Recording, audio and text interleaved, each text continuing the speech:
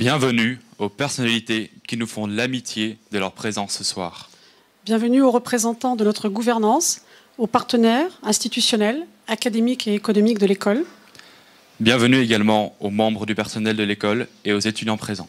Et des remerciements tout particuliers aux partenaires officiels du centenaire et aux intervenants de la conférence débat de ce soir.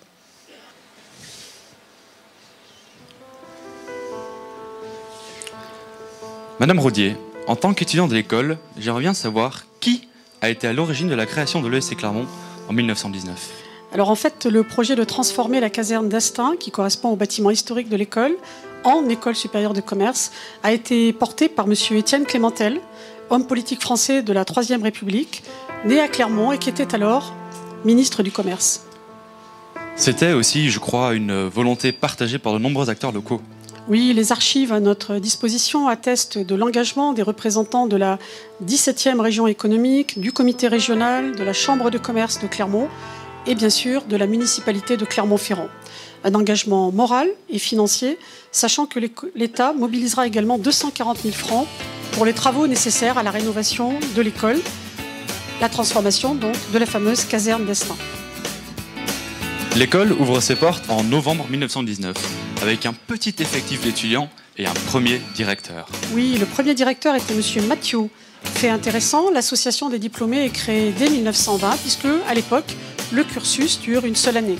Et la taille de promotion va progresser d'année en année. La Seconde Guerre mondiale affectera le fonctionnement de l'école. Occupation d'une partie de l'établissement, pénurie de charbon et d'approvisionnement alimentaire pour les élèves internes. Certaines écoles de commerce n'ayant pu ouvrir à cause des hostilités en 1940, le directeur de l'époque a accueilli à Clermont des étudiants venus des écoles de Strasbourg et de Dijon. En visionnant les photos des promotions, j'ai observé une augmentation significative de leur taille à partir des années 50 et une féminisation des étudiants en formation. Oui, c'est une réalité pour toutes les écoles de commerce parisiennes et de province. À l'époque, moins de 20 grandes écoles. Une croissance du nombre d'étudiants, d'une part. Alors pour notre école de chiffres, 40 étudiants par promotion en 1960 et on passe le cap des 100 étudiants par promotion en 1987. Et puis, vous avez raison, Boris, d'autre part, la féminisation, avec aujourd'hui, vous le constatez tous les jours dans les couloirs, une parfaite parité homme-femme. Oui. J'ai lu également que notre école, reconnue par l'État depuis sa création, obtient en 1951 l'autorisation de délivrer un diplôme visé par le ministère de l'Éducation nationale. C'est également la période des premiers accords internationaux qui bénéficient directement aux étudiants. Le monde s'ouvre à eux, et notamment les États-Unis, qui constituent, je crois, la destination préférée des étudiants de l'école. En effet, à la suite du premier accord avec l'Université de Kansas en 1949, l'école a développé des partenariats dans différentes zones du monde. Et c'est Henri Verdier, directeur de l'école pendant près de 20 ans, qui a été l'artisan de ce développement international qui, quelques années plus tard, a permis d'obtenir l'accréditation d'origine américaine à ACSB. Je crois savoir que cette accréditation a été renouvelée pour 5 années, la durée maximum, après chaque audit depuis 2005. À titre personnel, je suis très fier d'avoir participé à l'automne dernier à l'audit de l'EFMD pour la seconde accréditation internationale EPAS. Oui, Boris, résultat attendu d'ici 2 mois, un peu de patience. Et nous sommes en lice pour la 3e et dernière accréditation internationale en bas. Carton plein en 2019, l'année du centenaire. C'est notre objectif et comme vous le savez, l'esprit de conquête nous anime. Petit flashback, j'ai eu vent que les événements de mai 68 avaient été une chance pour l'école. Alors surtout une opportunité pour les étudiants, puisque la promotion 68 a été diplômée sans passer le concours de sortie, compte tenu des événements du printemps. Bon, les choses sont rentrées dans l'ordre dans l'année suivante, ce qui était rassurant pour les familles et pour le ministère de tutelle. Il faut souligner également le lien très fort entre étudiants et diplômés, que traduit le School for Life. C'était unanime de la part des étudiants. Le parrainage de l'école par Gilles Chetla en septembre dernier a été un grand moment d'échange avec sa vision de la réussite et de l'impact des entrepreneurs sur le monde. Je crois que vous l'aviez bien connu alors qu'il est étudiant, et vous, professeur de marketing. Oui, Gilles était ici un étudiant brillant, il a obtenu un double diplôme à l'université Georgia Tech à Atlanta. Nous sommes très fiers qu'il ait accepté d'être le parrain de cette année du centenaire. Alors c'est un entrepreneur heureux, je rappelle que Gilles et son associé ingénieur ont vendu leur société à Comcast en 2016, plus de 100 millions de dollars. Il est aujourd'hui très impliqué dans les milieux du digital, dans les milieux également des startups, au plan local et national, mais fidèle à l'école et à ses valeurs. Ce lien à l'école, Boris, cet esprit de famille, c'est un déterminant, vous le savez, de notre identité. Oui, et cet esprit de famille, c'est également un critère pour choisir d'intégrer cette école plutôt qu'une autre. En tant qu'étudiant de 19 ans, je suis très fier de participer aux événements du centenaire qui mettent en lumière mon école, son présent et son avenir. On vous laisse découvrir la fin du film et on vous rejoint sur scène.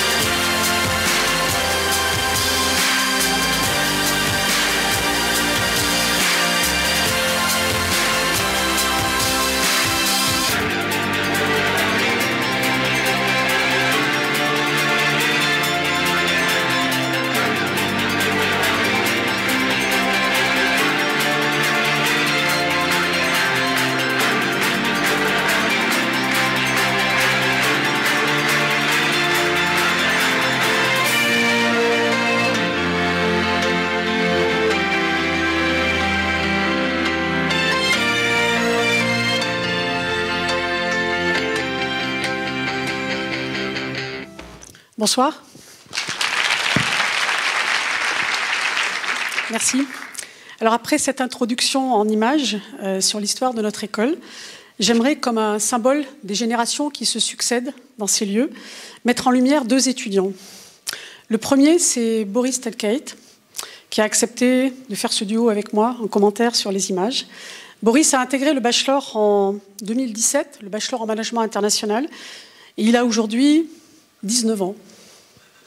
Il parle couramment français, anglais, néerlandais, sa langue, en tout cas sa langue maternelle. Il a un niveau B2 en allemand. Il a choisi de suivre le parcours All in English. Il est actuellement vice-président de notre junior entreprise, Segma, que je salue puisque plusieurs membres sont dans la salle. Et c'est un étudiant qui me semble assez emblématique des générations d'élèves à haut potentiel, porteurs de nos valeurs.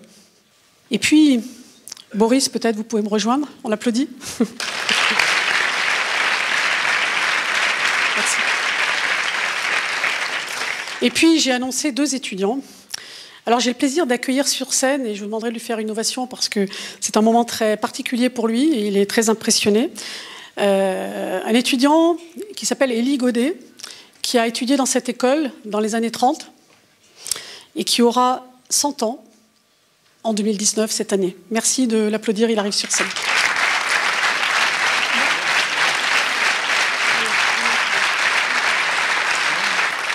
Alors, Élie est né à Treban, dans l'Allier, le 12 décembre de 1919, et le jeune lycéen Élie est donc inscrit par ses parents à l'ESC. Il sera diplômé en 1938, et après avoir exercé des fonctions dans la comptabilité, il a terminé sa carrière comme directeur de la sécurité sociale à Gap, puis à Moulins, dans son département d'origine. Alors Élie, bienvenue dans votre école. C'est un plaisir de vous voir et de vous revoir dans cette école. Vous étiez déjà venu pour les 90 ans de l'école. Et puis j'aurais envie, sans abuser, de vous poser juste une question. Ça vous fait plaisir d'être là? Oui, très plaisir et très honoré d'être parmi un tel aréopage. De personnalité. Et de personnalité de la ville de Clermont. Tout Clermont qui est ici tous les ans. Le Grand Clermont. Vous avez un souvenir marquant de vos études ici? Je me souviens en particulier d'avoir assisté à un meeting d'aviation. Un meeting d'aviation, c'était une chose, c'était en 1937, et nous avions parmi les élèves un passionné d'aviation qui avait créé une association, et il y avait un drapeau. Et j'en étais le porte-drapeau, et au meeting, on nous a honorés devant un avion, c'est-à-dire qu'on appellerait maintenant un vieux coucou. Super, voilà. Merci beaucoup. Juste avant qu'on puisse entamer la table ronde à proprement parler pour laquelle vous êtes venu, je vais appeler sur scène Jérôme Oslander, donc adjoint au maire, donc en charge des relations internationales et de l'enseignement supérieur, parce qu'il a un petit mot à vous dire et puis il a quelque chose à vous remettre. Merci Madame la Directrice, Mesdames, Messieurs. Pour l'ouverture de ces festivités du centenaire, je voudrais simplement vous dire la fierté de la ville de Clermont-Ferrand d'avoir une école de commerce dont la vie a irrigué et nourri avec tant de richesse l'histoire de notre territoire depuis donc un siècle. Un siècle durant lequel l'école a formé non moins de 12 000 diplômés. Un siècle durant lequel une grande partie de ces diplômés se sont engagés dans la vie économique de notre territoire. Aujourd'hui, ce sont près de 1400 anciens étudiants qui exercent leur profession et créent de la richesse dans notre ville. Un siècle durant lequel l'école a offert à celles et ceux qui voulaient entreprendre la capacité d'y trouver la formation de qualité pour ce faire. Un siècle, enfin, durant lequel l'école a été un pilier d'attractivité nationale et internationale dans notre ville, attirant à Clermont-Ferrand de nombreux étudiants étrangers, aujourd'hui 10% de ses effectifs. La ville de Clermont-Ferrand s'est toujours tenue aux côtés de l'école de commerce. Dès sa création, en 1919, comme cela a été rappelé, alors avec l'État, le département, la CCI et les entreprises, avec la mise à disposition des locaux dans lesquels nous nous trouvons aujourd'hui, et au travers de dispositifs et d'initiatives communes par lesquelles nous essayons de travailler à l'attractivité et au dynamisme de notre territoire. Ainsi, la métropole est-elle aujourd'hui un soutien actif de l'incubateur Square Lab qui favorise la création d'entreprises dans notre ville. Membres du conseil de surveillance de l'école, nous continuerons à l'accompagner pour surmonter les épreuves, comme ce fut le cas il y a peu, et surtout pour favoriser son développement et son excellence. C'est donc pour moi aujourd'hui un immense plaisir et honneur que de remettre ces prix à deux incarnations vivantes, récentes et un peu plus anciennes de l'histoire de cette belle école.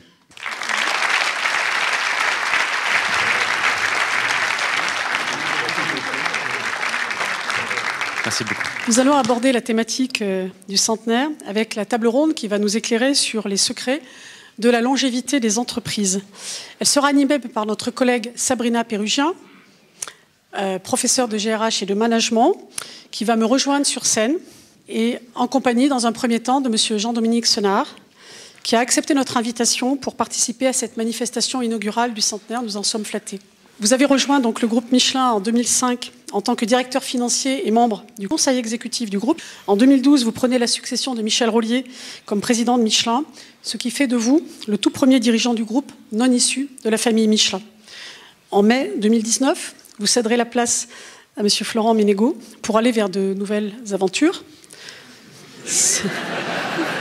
C'est donc pour nous, monsieur, un honneur et un immense plaisir de vous accueillir, de recueillir votre vision de la longévité des entreprises et évidemment des enseignements que vous tirez de votre expérience. Je laisse la parole à Sabrina. Merci. Alors, mesdames, messieurs, bonsoir. Monsieur Senard, bonsoir.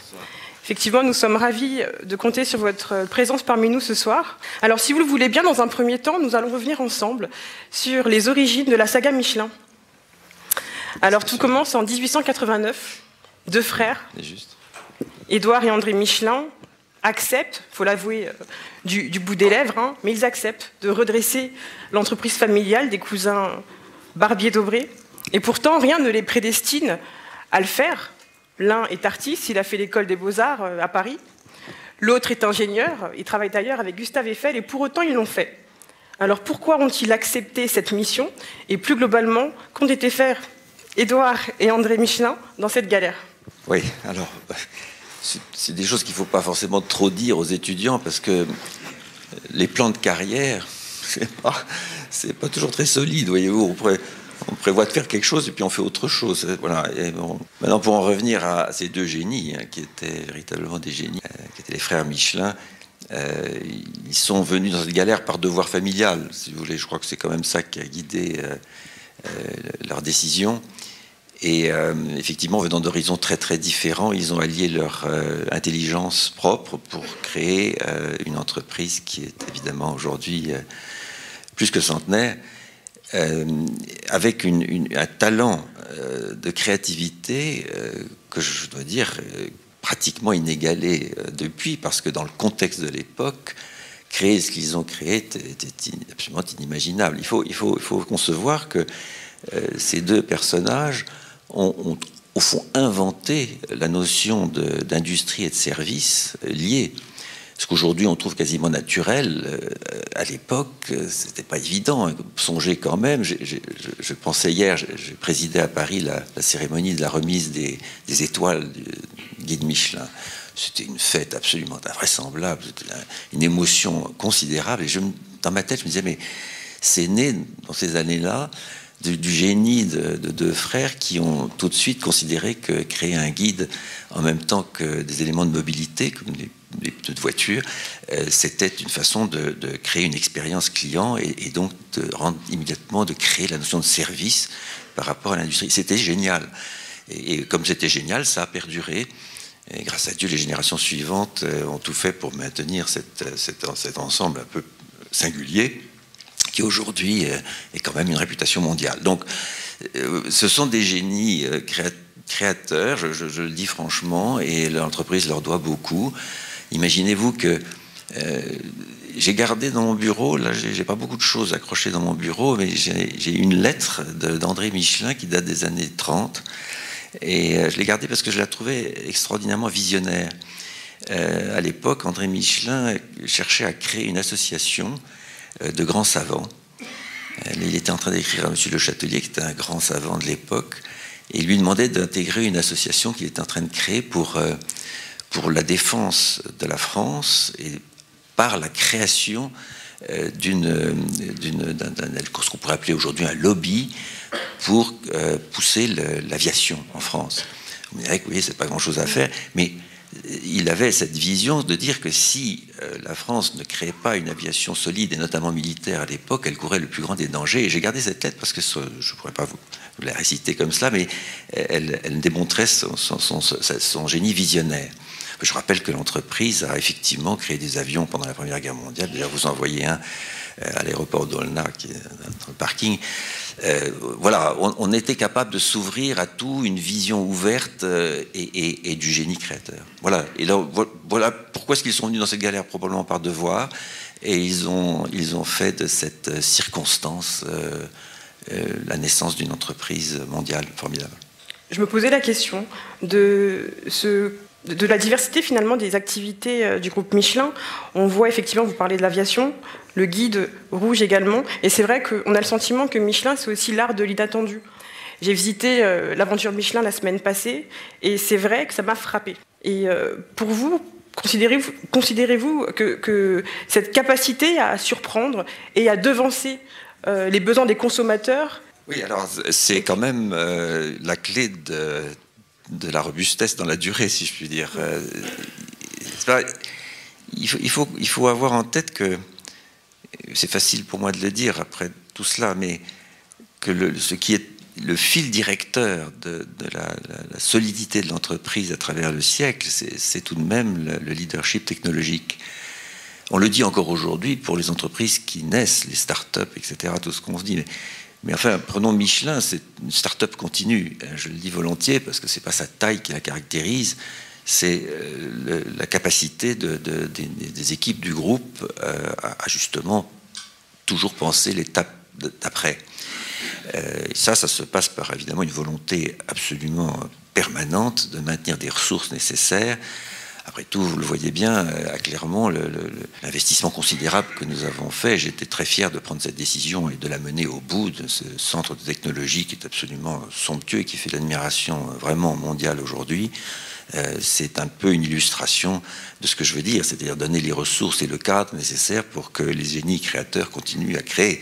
Et je vous garantis qu'ils créent. Et évidemment, je ne peux pas vous raconter tout ça, mais je connais un certain nombre de sujets qui sont en cours de création, qui, s'ils émergent, et j'espère que je serai là pour le voir, porteront l'entreprise vers des sommets dans l'avenir. Donc je suis très confiant. Voilà. Mais c'est la clé.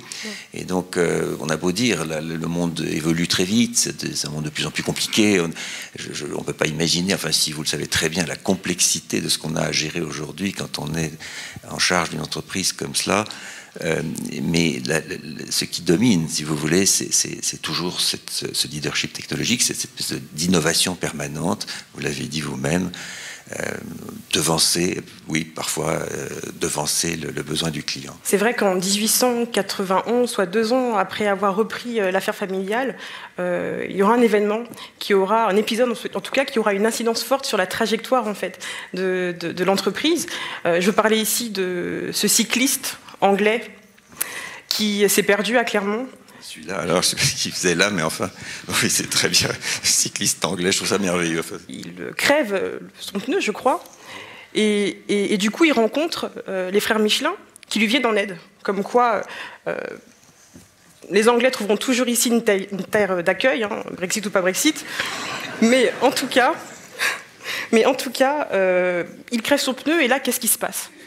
Vous parliez de génie. Qu'est-ce qui se déploie à ce moment-là?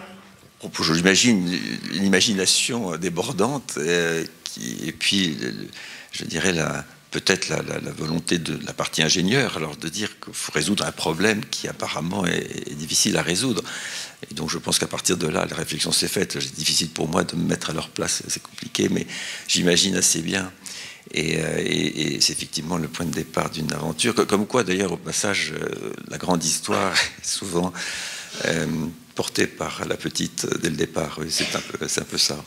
Voilà, je crois que ce qui s'est passé dans le cerveau, au moins d'un des deux frères à ce moment-là, a été un éclair de génie.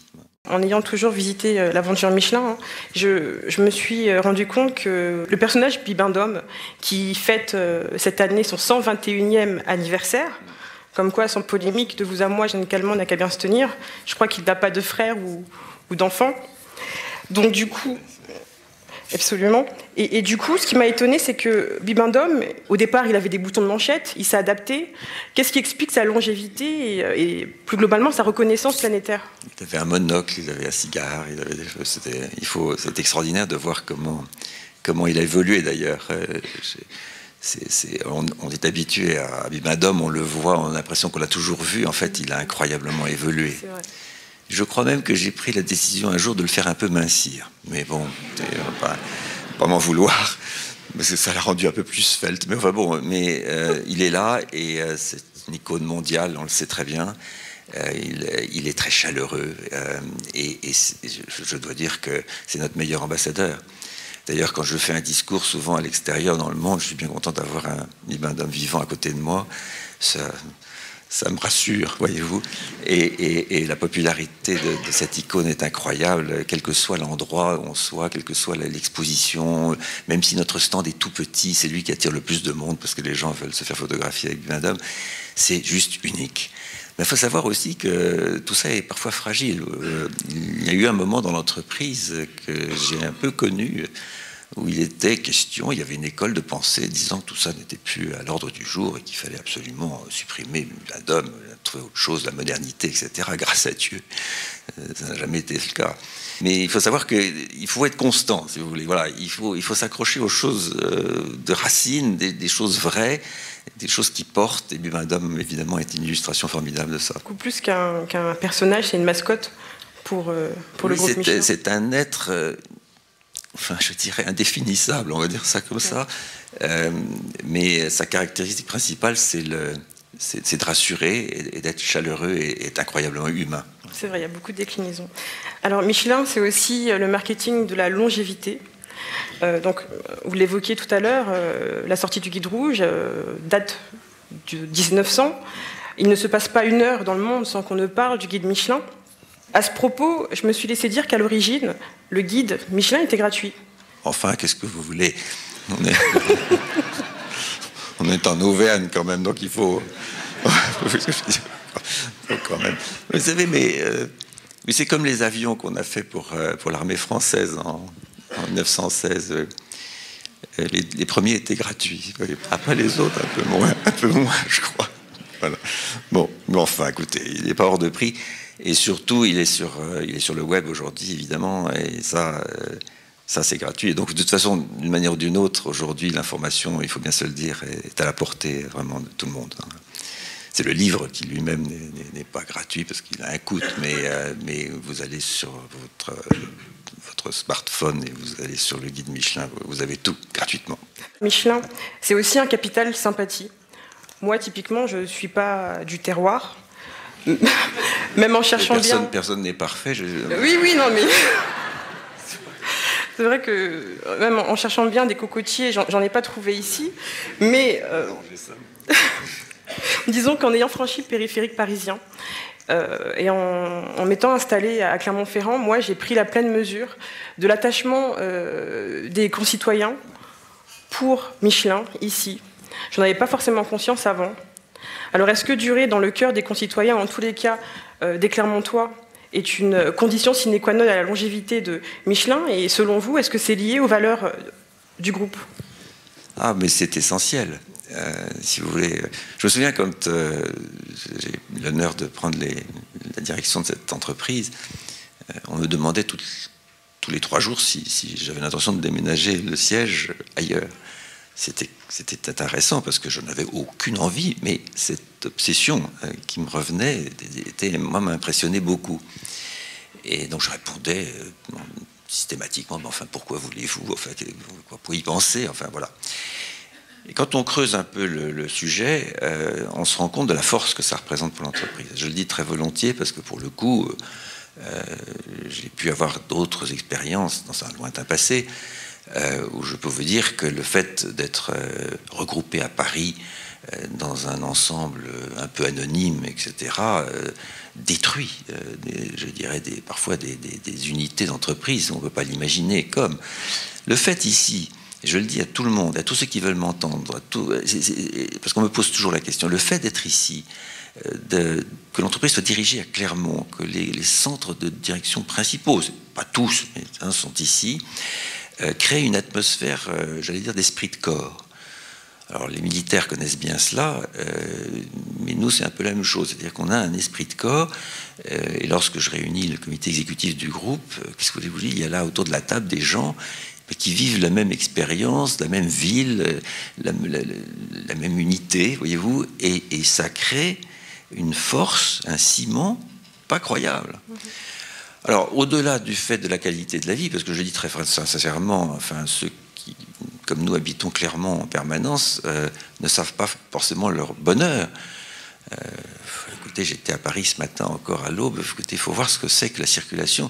Mais on ne se rend pas compte du bonheur que l'on a d'être ici. En plus de cet aspect d'esprit de corps dont je vous parlais, qui renforce considérablement l'unité de l'entreprise. On dit Michelin est une entreprise pas comme les autres, elle est particulièrement harmonieuse et surtout unie. C'est en particulier parce que nous sommes à Clermont au cœur de la décision de cet ensemble extraordinaire. Voilà, j'ajoute que toute autre idée serait néfaste. Si nous sommes un peu un exemple dans le monde des grandes entreprises internationales, parce que nous sommes une des rares entreprises françaises, vraiment, je crois, pour pas dire la seule de la taille de Michelin à avoir son siège en province, il faut le rester. Parce qu'on fait de plus en plus de jaloux, figurez-vous. Simplement, les gens ont du mal à sauter le pas. Nous, on est là, bon, on va y rester. Voilà, qu'est-ce que vous voulez que je dise? Très bien comme ça.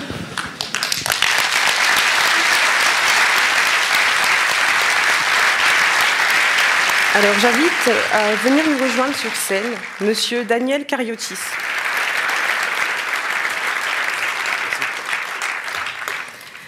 Alors, monsieur Daniel Cariotis, vous avez débuté votre carrière à la Société Générale sur les marchés financiers, avant d'occuper des fonctions d'analyste financier Standard & Poor's. Après 5 années passées dans cette agence, vous décidez de rejoindre les caisses d'épargne. Vous y resterez 15 ans et y occuperez différentes responsabilités en tant que directeur général et président du directoire. En 2007, vous devenez président du directoire de la Banque Palatine, l'une des plus anciennes banques françaises en activité, au service des ETI, des entreprises de taille intermédiaire. En 2012, vous êtes nommé directeur général du groupe BPCE, en charge des finances, risques et opérations. Vous vous exprimez ce soir au titre de vos responsabilités actuelles, à savoir directeur général de la Banque Populaire Auvergne-Rhône-Alpes, qui a célébré précisément son centenaire en 2017. Monsieur Cariotis, nous sommes enchantés de vous compter parmi nous ce soir. Merci de votre disponibilité et de votre présence. Initialement, nous devions également être rejoints par monsieur Tarerias. Il y a eu quelques difficultés avec son vol, donc je vais passer directement à monsieur Richard Soparno, que j'invite également à venir nous rejoindre. Le micro. Monsieur Richard Soparno, vous êtes professeur de stratégie, mais également directeur académique du groupe ESC Clermont, autrement dit, mon N+1. Vous êtes l'honneur de nombreux articles scientifiques et comptez à votre actif une demi-douzaine de livres portant sur le management d'entreprise et la conduite du changement. Aujourd'hui, vous prenez part à cette table ronde afin de représenter la voix du groupe ESC Clermont qui célèbre son centenaire, mais aussi d'apporter votre éclairage sur la place et le rôle de l'innovation, de l'apprentissage et du changement dans la longévité des entreprises. Merci d'être parmi nous ce soir.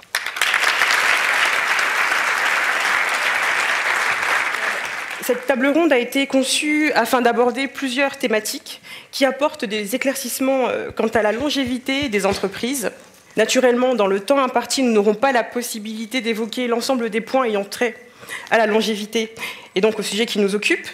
Il a donc fallu effectuer des arbitrages, mais pour autant, nous allons aborder plusieurs, et même beaucoup de sujets. La question de l'ancrage territorial, des injonctions paradoxales en entreprise qui génèrent aussi des tensions, de la gouvernance, du leadership, le management des talents, le Made in France, avant d'évoquer effectivement l'innovation et, si nous avons le temps, une question bonus que j'adresserai à monsieur Senard. Peut-être, avant d'entrer précisément dans ces différentes thématiques, revenir sur quelques définitions clés ne semble pas dénuées de sens. Monsieur Soparno, je vous propose d'ouvrir le bal afin de poser un cadre aux échanges de cette table ronde et qu'on ait une même compréhension des termes que nous allons manier ce soir. Donc, alors, que pouvez-vous nous dire au sujet de la longévité des entreprises? Quelles définitions pouvez-vous partager? De manière plus globale, où en est-on? Et avez-vous quelques chiffres à nous présenter? Merci beaucoup. Bonjour, mesdames, messieurs. En effet, je pense que c'est important de pouvoir démarrer par quelques ordres de grandeur et je voudrais citer quelques statistiques qui sont produites par l'INSEE et Eurostat qui permettent en fait de prendre la mesure de la situation concernant la démographie des entreprises. Premier chiffre intéressant peut-être, l'espérance de vie moyenne d'une entreprise est de 12 ans, et ce, toute taille et tout pays confondu, d'après les études. Deuxième chiffre intéressant, seuls 50% des entreprises nouvellement créées fêteront leur 6e anniversaire. Troisième chiffre, les entreprises qui ont été créées à une génération donnée n'ont que 15% de chances d'appartenir au même groupe d'actionnaires 3 générations plus tard. Et enfin, une récente étude de McKinsey révélait que la durée de vie moyenne d'une entreprise qui était cotée sur l'indice que vous évoquiez tout à l'heure, le Standard & Poor's 500, était de 61 ans en 1958. Elle est désormais à moins de 18 ans. En fait, ces chiffres sont particulièrement intéressants parce qu'ils permettent de mettre en évidence que la pérennité des entreprises ne constitue absolument pas la norme. Au contraire, il s'agirait plutôt d'une exception. Et d'ailleurs, on s'est finalement beaucoup plus intéressé aux disparitions d'entreprises, on s'est beaucoup plus intéressé à leur mortalité, en particulier en droit, en finance, et on s'est assez peu intéressé à leur pérennité. Il y a donc, je crois, un vrai intérêt à s'intéresser à ce sujet, à mieux comprendre quels sont les facteurs de pérennité des entreprises centenaires, à la fois bien sûr parce qu'on dispose d'assez peu de connaissances sur le sujet, et aussi parce que je pense que nous mesurons tous ici les enjeux à la fois économiques, sociaux et sociétaux liés à l'allongement de la durée de vie des entreprises. Alors, je vois que vous utilisez plutôt le terme de pérennité au lieu de longévité. Est-ce que c'est fait à dessein? Pour vous, c'est un synonyme? Oui, c'est effectivement à dessein, dans la mesure où, en termes de définition, il est intéressant de mettre en évidence ce que les spécialistes, en fait, qui ont étudié le sujet, nous révèlent. La longévité est l'indicateur le plus évident, finalement, de mesure de pérennité d'une entreprise. Mais lorsqu'on discute et qu'on échange avec des dirigeants ou des salariés, leur vision de la pérennité varie. Certains vont penser que la pérennité, c'est la transmission du patrimoine, c'est la préservation de la marque, d'un produit ou même d'un personnage comme le personnage Michelin. Pour d'autres, il peut s'agir de la continuité de l'activité des entreprises. En fait, les travaux mettent en évidence 4 formes de pérennité que nous voyons apparaître sur les slides. La première, c'est la pérennité de contrôle. En fait, on considère que la pérennité de contrôle est assurée lorsque le capital d'une entreprise reste entre les mains du groupe d'actionnaires, généralement il s'agit d'une famille, et ce, de génération en génération. On parlera en fait de pérennité de direction lorsque le dirigeant ou les dirigeants de l'entreprise sont issus de ce même groupe, et lorsqu'on réunit 2 à 2 ces 2 formes de pérennité, eh bien on en obtient une troisième qui est la pérennité de pouvoir, qui constitue un élément de la pérennité. Troisième forme de pérennité, c'est ce qu'on appelle la pérennité des activités. Celle-ci est assurée lorsque les produits, les services qui font la singularité d'une entreprise et les compétences et les ressources qui sont nécessaires à leur réalisation sont là aussi préservées à travers le temps. Et enfin, quatrième et ultime forme de pérennité, est probablement une des formes les plus intéressantes.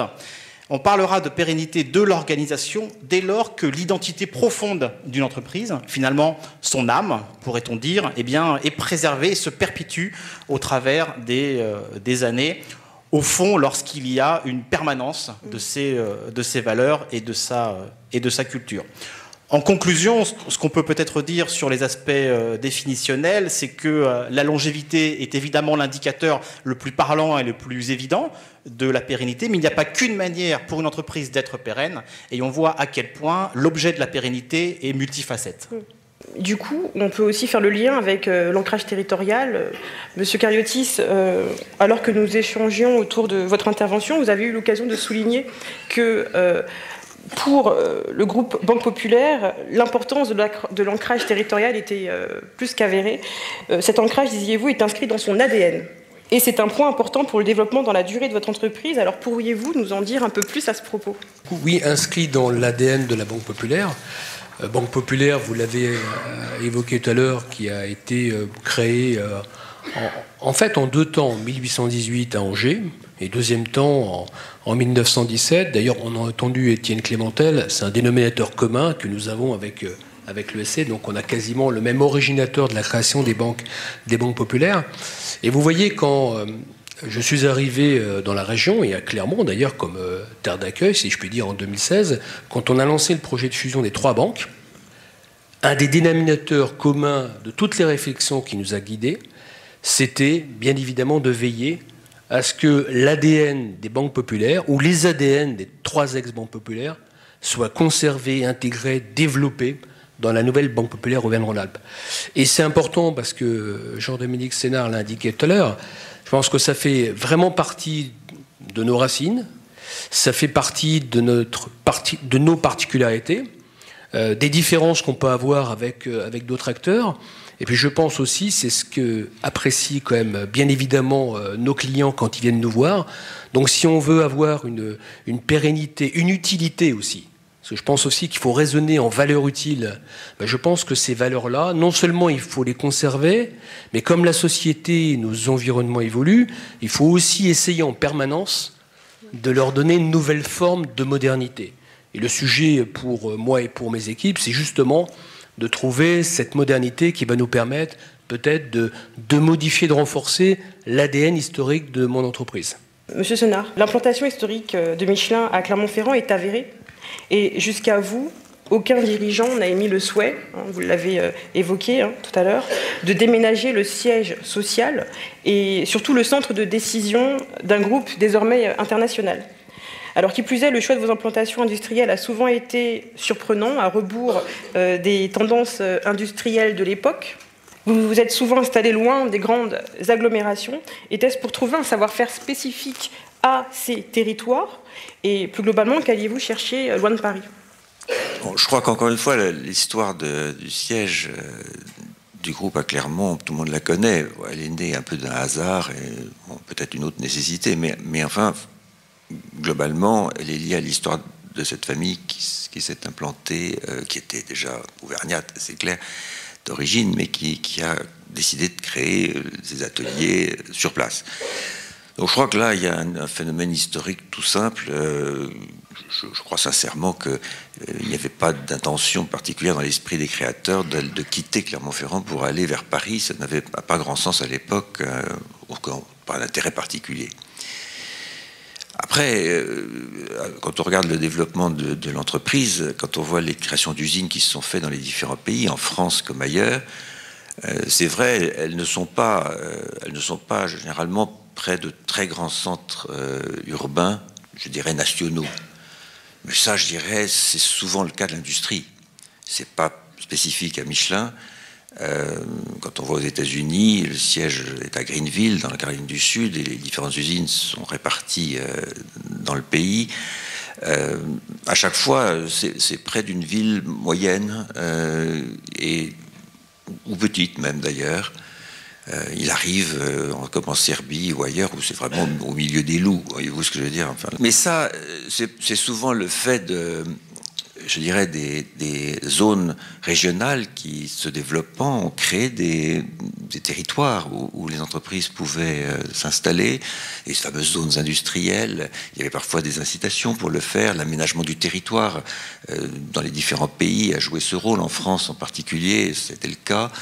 Et donc, voilà, il y a eu à la fois une volonté de s'installer dans les bassins d'emploi où on pouvait trouver des équipes pouvant intégrer l'entreprise facilement, qui étaient formés ou venant d'une autre industrie. Je pense aux États-Unis, nos usines se sont installées à la place d'industrie textile, l'industrie du coton qui est partie de façon d'ailleurs assez difficile à l'époque, mais qui a fourni subitement toute une quantité de talents et de capacités qui ont intégré les usines Michelin. Donc vous avez le bassin d'emploi, vous avez les circonstances d'aménagement du territoire, et puis généralement vous avez l'industrie qui se trouve associée à des villes moyennes qui d'ailleurs en général les soutiennent, les font pas vivre mais enfin les portent. Il y a un tissu économique qui se produit. Regardez en France toute l'histoire du Creusot, regardez Saint-Étienne, toutes ces villes qui sont nées justement soutenues par un tissu industriel très fort. Saint-Étienne est né comme cela. Voilà, il y a plein d'exemples en France. Et le Creusot n'est pas près d'une très grande ville. Voilà.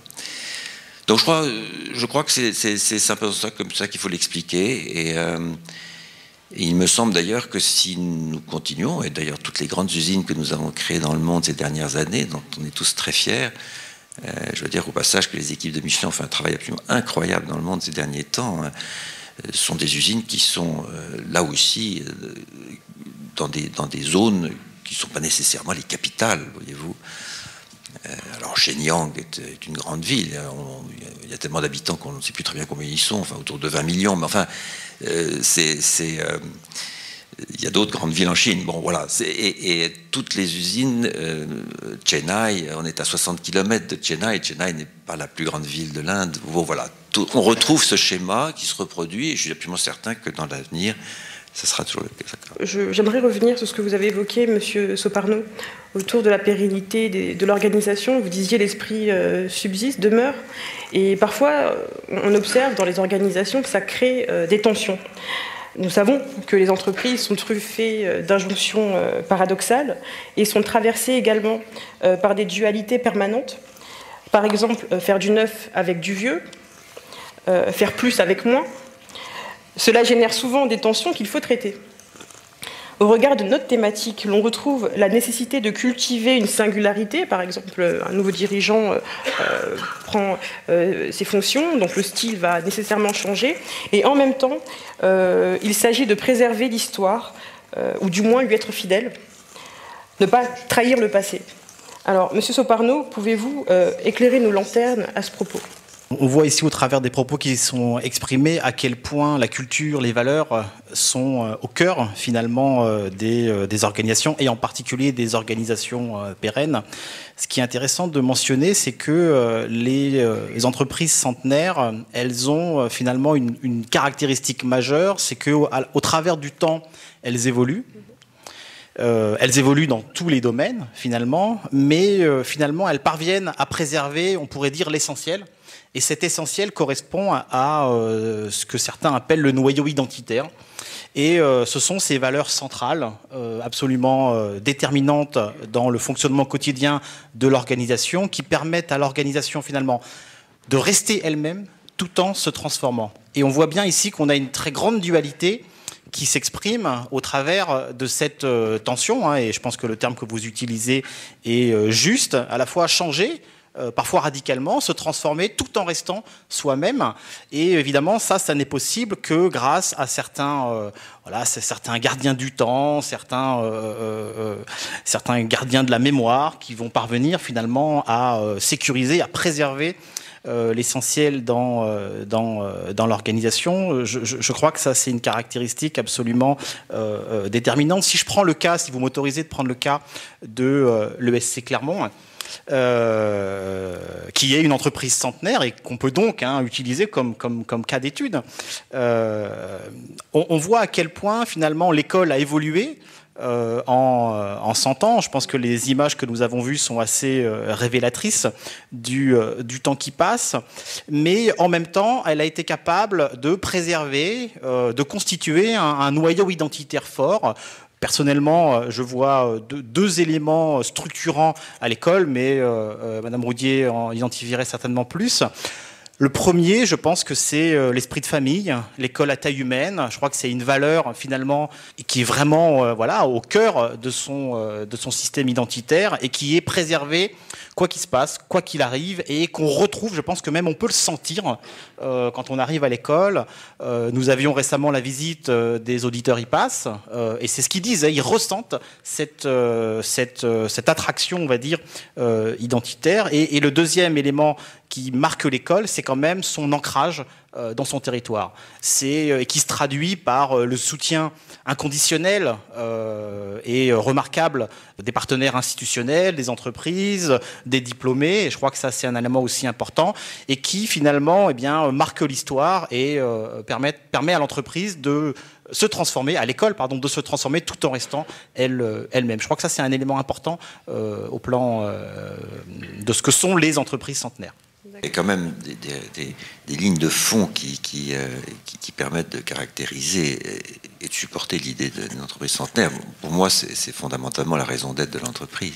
Et si je prends l'exemple de Michelin, comme je le connais mieux, vous savez bien que la raison d'être de Michelin, que nous avons reformulée récemment, mais sur des bases anciennes, mais qui l'ont modernisée, c'est la signature de cette raison d'être qui dit qu'on veut offrir à chacun une meilleure façon d'avancer. Alors très bien, quand on analyse ce qu'il y a derrière, on voit très bien qu'il y a deux grands piliers qui sont des constantes de l'entreprise. Le pilier de la technologie, de l'innovation, de la mobilité durable, offrir à chacun une meilleure façon d'avancer, ça se conçoit, on voit bien de quoi on parle. Mais il y a aussi l'autre pilier qui est juste fondamental, qui est le pilier humain.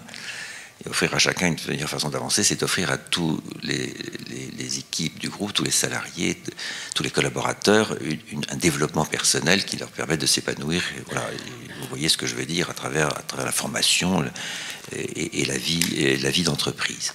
Si vous n'avez pas les deux à la fois, vous perdez le fil et c'est là que vous commencez à ne plus devenir centenaire. Je peux vous dire que ça peut aller très vite.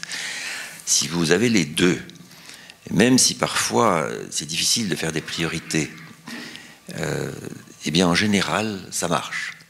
Et dans le cas de Michelin, on est un assez bon exemple. Nous allons aborder à présent la question de la gouvernance. Et Monsieur Cariotis, je m'adresse à vous. Alors, le mode de gouvernance de votre groupe concourt à garantir un développement pérenne. Ce mode de gouvernance n'est pas dominant dans le paysage bancaire européen, mais constitue selon vous une force. Quel est cet atout? Plusieurs atouts, bien évidemment, mais c'est vrai que ce qu'on ne rappelle pas suffisamment, c'est que le système bancaire français est atypique. Et il est atypique parce que vous avez sur nos territoires plus de 80% des parts de marché qui sont détenues par les banques mutualistes et coopératives, que sont le Crédit Mutuel, le Crédit Agricole, les caisses d'épargne, les banques populaires. Et c'est atypique parce que dans aucun autre pays européen, vous n'avez un niveau de part de marché aussi élevé qui est porté par les banques régionales. Et quand vous sortez un petit peu des frontières de la France, on remarque que seuls les Pays-Bas avec Rabobank ont une banque nationale coopérative qui a un poids significatif.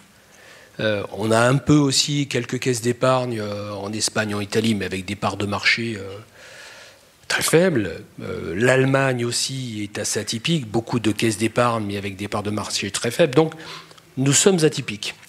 Et on ne le dit pas suffisamment, parce que je le dis avec beaucoup de calme d'ailleurs. Parfois, on met toutes les banques dans le même panier. On aime bien parfois leur taper un peu sur la tête, même assez régulièrement, je dois le dire. Mais vous savez, même au plus cœur des crises qu'on a connues, plus fort des crises qu'on a connues, notamment les crises de 2008 financières et 2009 économiques, les banques régionales, et je sors du cadre de la seule banque populaire, ont joué leur rôle, ont prêté. Et ce qui fait d'ailleurs de la France, on a beau le répéter à l'infini, mais je trouve que ça imprime très peu, qui fait de notre pays, le système bancaire, où l'économie est la plus intermédiaire dans le monde. La plus intermédiaire dans le monde, ça veut dire quoi? Ça veut dire que le financement de l'économie, que ce soit les particuliers, les entreprises ou les collectivités locales, passe principalement par l'intermédiaire des banques. Et ça fait, je crois, vraiment une singularité, parce que quand vous avez cette organisation, vous êtes obligé de vous appuyer sur des gouvernances issues naturellement de vos clients sociétaires, puisque nous avons des clients sociétaires, et que les administrateurs de la banque, certains sont présents ce soir, sont issus de ce sociétariat. Donc ça fait une vraie forme d'équilibre, puisqu'effectivement, nous sommes des banques de plein exercice, avec les instances que j'ai indiquées, notamment conseil d'administration, et un vrai équilibre, un vrai contrôle aussi, bien évidemment, des pouvoirs et des décisions et des stratégies qu'on arrête. Et je pense que c'est aussi cela, de mon point de vue, qui est un gage dans la pérennité de l'ancrage, parce que l'ancrage n'est jamais indéfiniment acquis. Je pense aussi personnellement que c'est un combat permanent, parce qu'il peut y avoir toujours des bouffées de centralisation. Elles peuvent venir des banques régionales ou elles peuvent venir aussi des groupes, parce que nous sommes à l'intérieur de groupes éminemment complexes.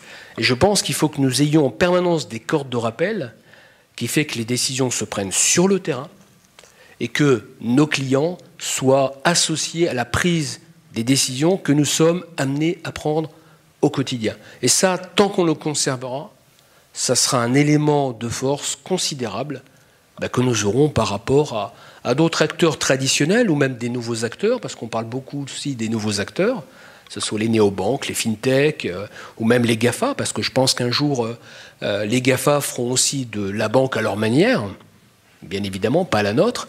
Et donc on a des menaces protéiformes, et je pense que ça, c'est une façon aussi, quelque part, de préserver notre particularité que j'indiquais tout à l'heure. Alors le groupe Michelin n'est pas seulement atypique par ses implantations industrielles historiques, mais aussi par sa structure financière, une société en commandite par action. Pouvez-vous nous expliciter brièvement cette forme de société, s'il vous plaît? Bon, je vais essayer de faire court parce que on peut y passer un certain temps. Enfin, bon, pour ceux qui aiment le droit, d'ailleurs, sont les bienvenus. C'est une structure juridique assez particulière. Il n'y a pas énormément de commandites par action en France. Elles sont effectivement peu nombreuses et en général différentes. Mais ce qui les caractérise, il y a une claire distinction entre les fonctions de gestion et les fonctions de contrôle. Je vais prendre un exemple. Aujourd'hui, dans une entreprise, une SA ordinaire, vous avez un conseil d'administration, un président, directeur général de l'entreprise, et il y a une forme de confusion de pouvoir dans ce genre de choses, puisque le président est en même temps directeur général, donc il est gérant, il gère l'entreprise, mais il préside le conseil qui est supposé le contrôler. Donc c'est compliqué, ça se vit, mais ça n'est pas forcément très pur. Tandis que dans le cas de la commandite, vous avez un conseil de surveillance qui est là pour contrôler les comptes du groupe, etc. Et puis vous avez un gérant, c'est votre serviteur aujourd'hui, qui est un gérant dit commandité et qui a l'autorité pour gérer l'entreprise. Voilà, il la gère avec tous les pouvoirs qui lui sont attribués, c'est-à-dire qui sont des pouvoirs importants d'ailleurs. Et alors, c'est intéressant parce que le capital de l'entreprise, il est réparti dans le public. 100% du capital de l'entreprise est ouvert aujourd'hui. Et ce qui était la famille qui dirigeait l'entreprise autrefois possède une partie, je dirais, extrêmement minoritaire de ce capital aujourd'hui. Très peu. En revanche, il existe une structure qui, elle, est détenue en partie par la famille et puis par d'autres éléments extérieurs, et qui fait que lorsque un gérant passe sous un tram, ce qui peut arriver de temps en temps, enfin, je ne suis pas pressé, mais ça peut arriver, eh bien, cette structure, du jour au lendemain, gère l'entreprise jusqu'au moment où elle trouve un successeur. Et elle propose un successeur à l'Assemblée générale des actionnaires qui ensuite la validera. Et donc, vous avez une situation dans laquelle il y a une forme de constance et de continuité et de pérennité qui se crée et qui est un des éléments de la pérennité de l'entreprise. Il y a des singularités. Le gérant que je suis aujourd'hui est responsable sur ses biens propres de la marche de l'entreprise. C'est pas banal, parce que bon, ça m'empêche pas de dormir tous les soirs, mais enfin, si vous voulez, c'est quand même très proche d'une entreprise entrepreneuriale type capitalistique familial. Je ne suis pas membre de la famille, mais je suis responsable sur mes biens propres. C'est-à-dire que théoriquement, si je fais trop de bêtises, à un moment donné, ça vient par se voir et je peux être ruiné. Il n'y a pas beaucoup de patrons d'entreprises en France aujourd'hui de l'ampleur de Michelin, en tout cas dans le CAC 40, qui sont dans ma situation. L'autre cas particulier, par exemple, je ne peux pas démissionner. Là, au moins, comme ça, vous êtes responsabilisé. J'ai pas le droit. Si je voulais m'en aller, je peux pas.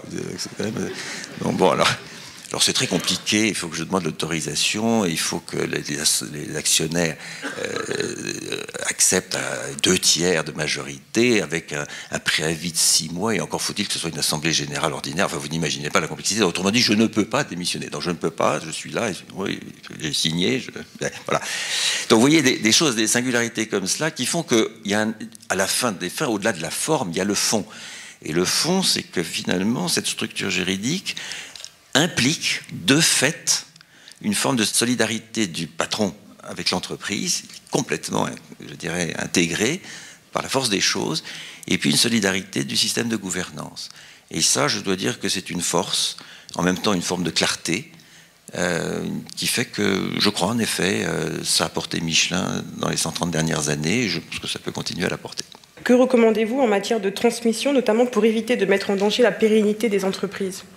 La France, vous avez évoqué la France tout à l'heure dans son système, est un des pays où les formes d'entreprise sont les plus variées au monde.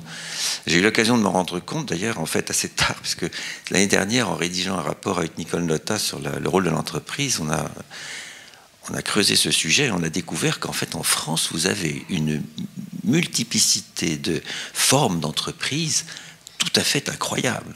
Ça va de l'association à la fondation, à la mutuelle, à l'ASA, à la SARL, et la commandite, et encore, j'ai rien cité, là, il y en a une quantité incroyable. Et donc, ça dépend des formes d'entreprise. La mutuelle, par exemple, bien assez naturellement, elle se transmet d'elle-même, puisque les actionnaires sont les clients, en général, de cette entreprise. Donc, il y a une forme de transmission particulière. La commandite, je vous l'ai dit, c'est assez singulier aussi. En fait, ce qu'il faut essayer de favoriser, c'est, je dirais, l'intégration des dirigeants de l'entreprise au cœur même de la société elle-même, et assez naturellement d'anticiper à travers ces dirigeants la capacité d'aller au-delà et à la génération suivante. C'est jamais une assurance, mais c'est quand même ce qu'il faut faire. Et puis pardonnez-moi d'être un petit peu concret, et quelle que soit la forme de l'entreprise, le meilleur moyen d'assurer la pérennité, c'est quand même d'avoir un système fiscal intelligent qui le permette.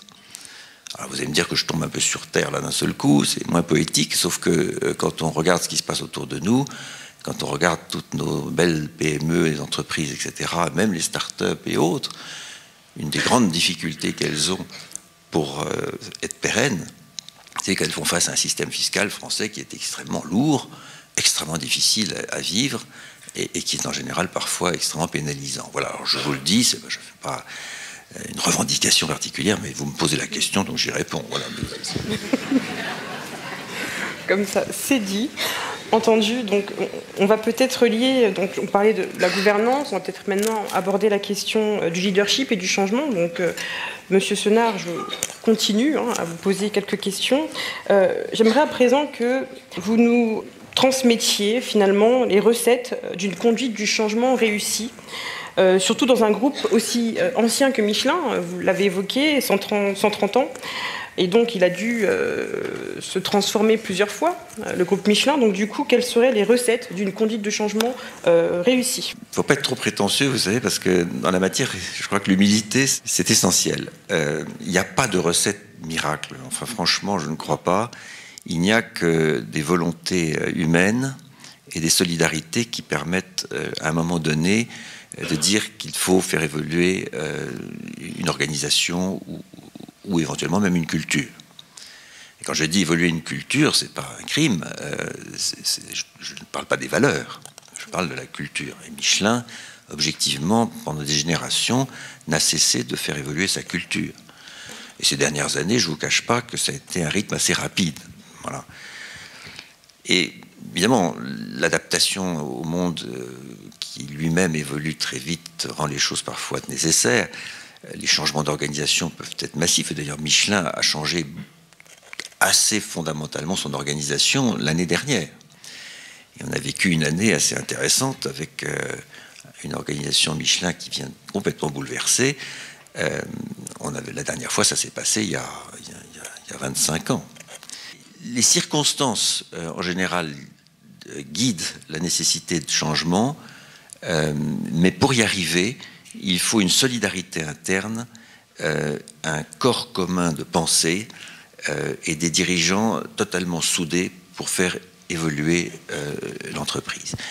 Et là, chaque entreprise a sa propre méthode, chaque entreprise a ses propres contraintes, et je ne peux pas dicter une règle en tant que telle. Mais par contre, je peux vous dire une chose, c'est que le tissu humain de l'entreprise est absolument fondamental dans ce domaine. C'est pas simplement la formation, c'est la solidarité interne liée à une série de valeurs et d'éléments qui vous rapprochent, et qui font que même si vous êtes en Chine, au Brésil, en Argentine, aux États-Unis ou ailleurs, vous allez avoir une forme d'unité qui va permettre de porter cette transformation.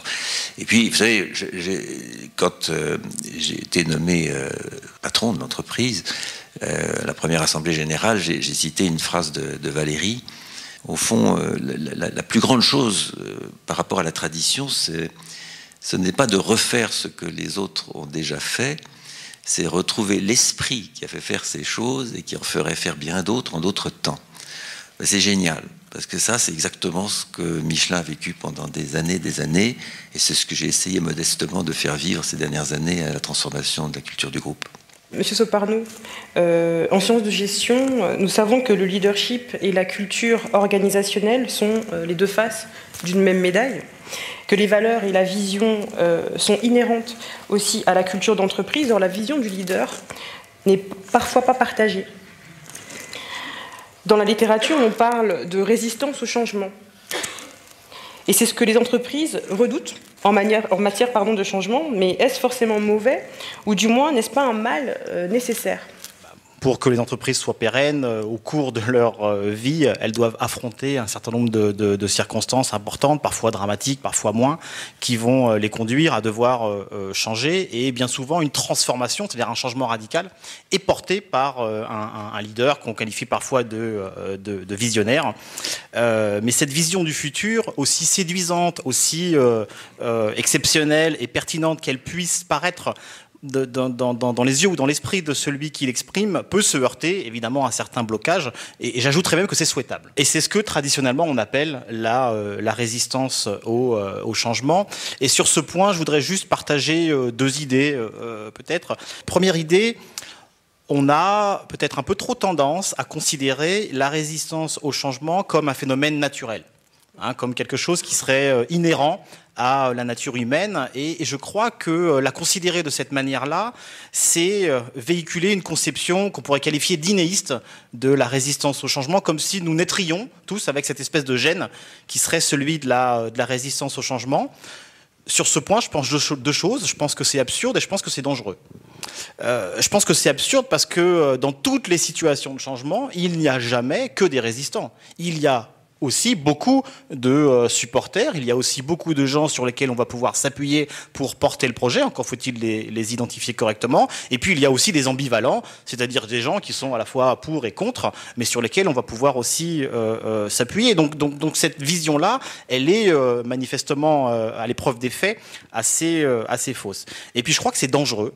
C'est dangereux parce que penser la résistance de cette manière-là, au fond, c'est nier sa réalité et c'est faire preuve d'une forme d'aveuglement en ne cherchant pas à en comprendre les causes. Or, il est difficile de comprendre un phénomène sans en comprendre les causes, et c'est dangereux dans la mesure où, finalement, si vous ne cherchez pas à comprendre les causes de la résistance, qui peuvent être après tout, tout à fait logique, pertinente, acceptable, eh bien, vous handicapez considérablement les chances de succès d'un projet de changement. Et on peut penser quand même que des comportements qu'on pourrait qualifier de résistants et qui seraient a priori négatifs peuvent résulter d'intentions parfois parfaitement positives. Ce qui me conduit finalement à partager une seconde idée, c'est que on a souvent tendance, dans le prolongement de ce que je disais précédemment, à aborder la résistance sous un angle presque unique, qui est celui d'un problème. Il faut surmonter la résistance au changement, et on l'aborde sous un angle qui est celui d'un dysfonctionnement. Évidemment, je pense que c'est assez réducteur, et si on change de perspective, on peut aussi penser que, à certains égards, la résistance peut s'avérer quelque chose de positif. Ça peut parfois être même une ressource précieuse pour des dirigeants. Ça peut s'avérer positif parce que ça procure différents avantages. Un, ça peut vous servir de système d'alarme. Ça permet de détecter un certain nombre de choses que vous n'aviez pas vues ou anticipées. Ça peut aussi fournir des indications finalement assez précieuses sur les points de tension, les points de blocage, et donc les zones de compromis et les zones de négociation qu'il va falloir engager. Et puis, cette résistance, elle peut aussi être à l'origine de retrouvailles, de projets qui vont pouvoir alimenter le projet de changement et aider les acteurs à s'en emparer. Et puis, je pense que ça peut aussi aider les agents du changement à fourbir leurs arguments, à travailler leur manière de discourir et de donner du sens à ce projet de changement. Au fond, disons-le simplement, les agents du changement n'ont pas tout le temps raison, et les destinataires du changement n'ont pas non plus tout le temps tort par rapport à cette question. La résistance au changement est plutôt quelque chose de bon. C'est-à-dire en psychologie, quand on résiste, c'est quelque chose de sain. Dans l'histoire, la résistance aussi, c'est plutôt connoté positivement. Mais dans les organisations, ça dépend du contexte. La gestion des talents, j'aimerais, Monsieur Carliotis, vous poser une autre question. Vous n'êtes pas sans savoir que désormais, on a une expression consacrée, la guerre des talents. C'est un fait établi, même si on voulait le nier, ça ne passerait pas. Aujourd'hui, on s'arrache les talents et un manager doit être capable de s'adapter à cette diversité de talents et de profils. Selon vous, le manager doit endosser un rôle, vous me corrigerez si je me trompe, mais d'animateur des compétences. Alors, en quoi cette capacité peut-elle faire la différence et influer sur la pérennité de l'entreprise? Effectivement, quand on voit l'évolution de la société en 10 ans, parce que vous verrez que dans 40 ans, quand on fera des analyses sur le pourquoi et la vitesse de changement de nos sociétés, vous verrez que les éléments de rupture de nos sociétés se trouvent en grande partie liés aux crises financières et économiques qu'on a connues en 2008-2009. C'est un vrai point de fragmentation dans nos sociétés, dans nos économies. Et dans ce cadre-là, et on voit bien qu'avec une volatilité des environnements qui ne cesse de croître, vous avez des étudiants qui sont présents. Moi, quand j'étais étudiant en économie, on me présentait les cycles économiques longs, les Kondratiev. C'était des cycles économiques de 50 ans. Puis vous avez des cycles plus courts, de 10 ans ou de 20 ans, les Kitchin ou les Jouglar. Aujourd'hui, globalement, ça n'existe quasiment plus. Et au contraire, vous avez même des économistes qui cherchent à théoriser pour trouver des cycles économiques sur 6 mois ou sur 9 mois. Je dis cela parce qu'on voit bien, dans un environnement de cette nature, avec une volatilité, une rapidité, parfois une violence, telle que le rôle du management a fondamentalement changé, bien sûr depuis très longtemps, mais je trouve particulièrement sur les 10 dernières années. Et avec des côtés positifs, avec des zones bien évidemment de danger. Je pense que les managers aussi doivent avoir pas forcément les mêmes qualités aujourd'hui que celles qu'on leur prêtait ou qu'on recherchait il y a 15 ans, il y a 20 ans, mais avec, je pense aussi, un élément de force dans nos entreprises, si on y arrive, c'est qu'effectivement la société, pardonnez-moi l'expression, s'est décongestionnée, et que nos citoyens et donc nos collaborateurs, en dehors de l'entreprise, dans l'entreprise, mais aussi en dehors de l'entreprise, développent ou ont développé des multiples talents. Et je pense que dans ce cadre-là, si on veut aujourd'hui attirer des talents ou faire émerger des talents dans nos entreprises, il faudra qu'on soit en capacité justement de pouvoir identifier très en amont quelles sont les compétences, les talents qu'ont développé nos collaborateurs à l'extérieur de l'entreprise et qui peuvent être aussi en partie utiles à l'entreprise. Et dans ce cadre-là aussi, et je sais que ce n'est pas facile parfois pour les managers, mais je considère aussi que compte tenu de la dureté de nos environnements, enfin en tout cas moi c'est mon avis personnel, c'est que l'ère du management individuel est morte il y a 15 ans ou il y a 20 ans. Et que la seule façon de réussir ou de se donner une chance de réussir, c'est le management collectif et l'intelligence collective. Ce qui veut dire, pour reboucler sur ce que vous indiquez, qu'un manager doit avoir cette capacité nouvelle maintenant à être un animateur, pour moi, de talent ou de compétences. Et que quand vous avez à manager des équipes de 10, 20, 30, 40, en dehors bien sûr de sujets qui vont être en commun par rapport à la population que vous avez à manager, vous devez aussi en parallèle essayer de voir quelles sont les compétences particulières, les talents particuliers d'une partie de vos équipes sur lesquels vous allez pouvoir vous appuyer.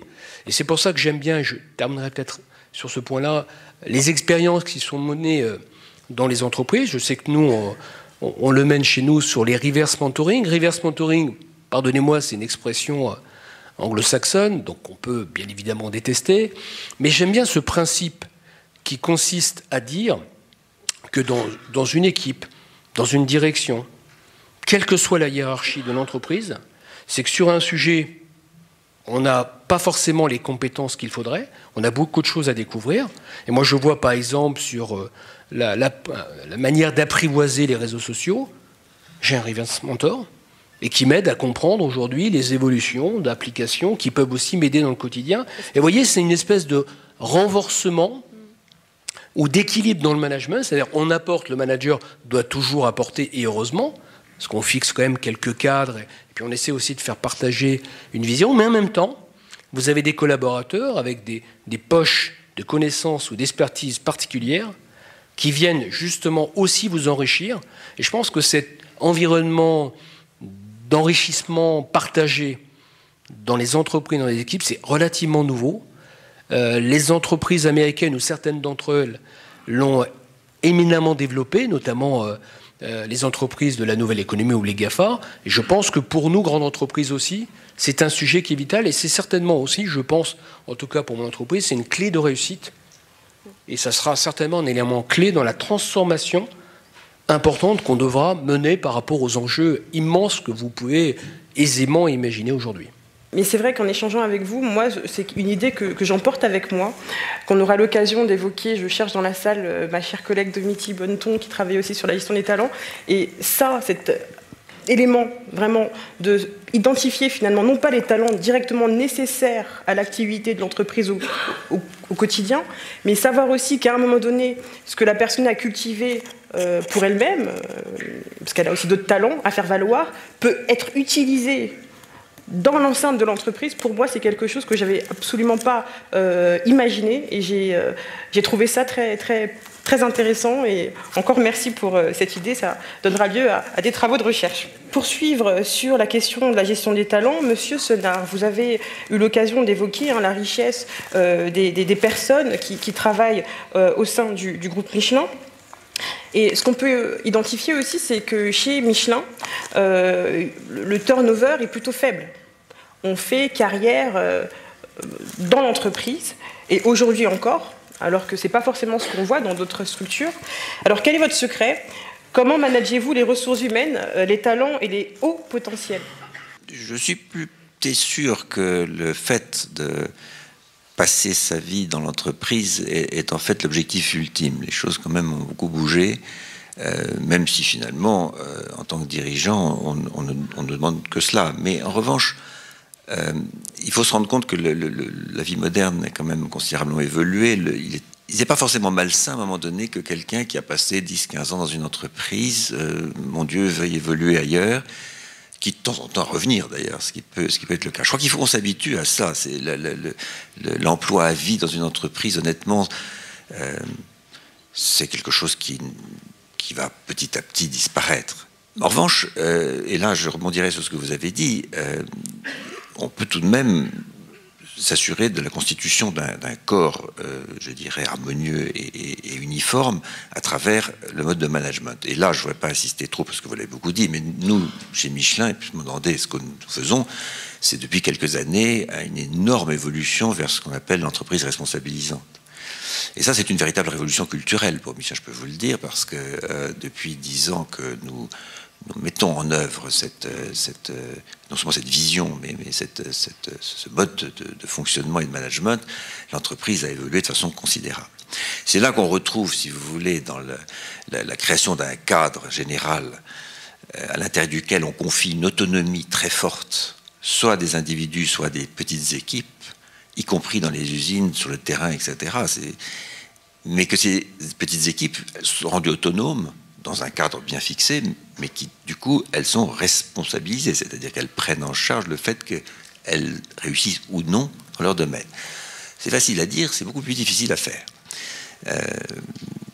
Parce que l'autonomie, elle peut aussi dériver complètement vers l'autogestion, et alors là, c'est une cacophonie épouvantable, et là, l'entreprise est en danger. Et la responsabilisation au sens « je suis responsable de ce que j'ai fait, donc j'assume », ça, c'est un comportement humain très compliqué. Ça prend du temps. Et nous, depuis 10 ans, je dirais à peu près, nous sommes partis d'abord dans l'industrie, puis ensuite dans les services, dans la recherche, etc. Et je dois dire qu'avec beaucoup de bonheur, quand je regarde un peu le passé, je vois Michelin qui a considérablement évolué et qui a fait que finalement, elle est devenue comme entreprise plus attractive parce qu'en effet, les jeunes générations, mais pas seulement les jeunes, il ne faut pas non plus imaginer qu'il n'y a que cela, aspirent de plus en plus non seulement à du sens, mais à une forme d'autonomie.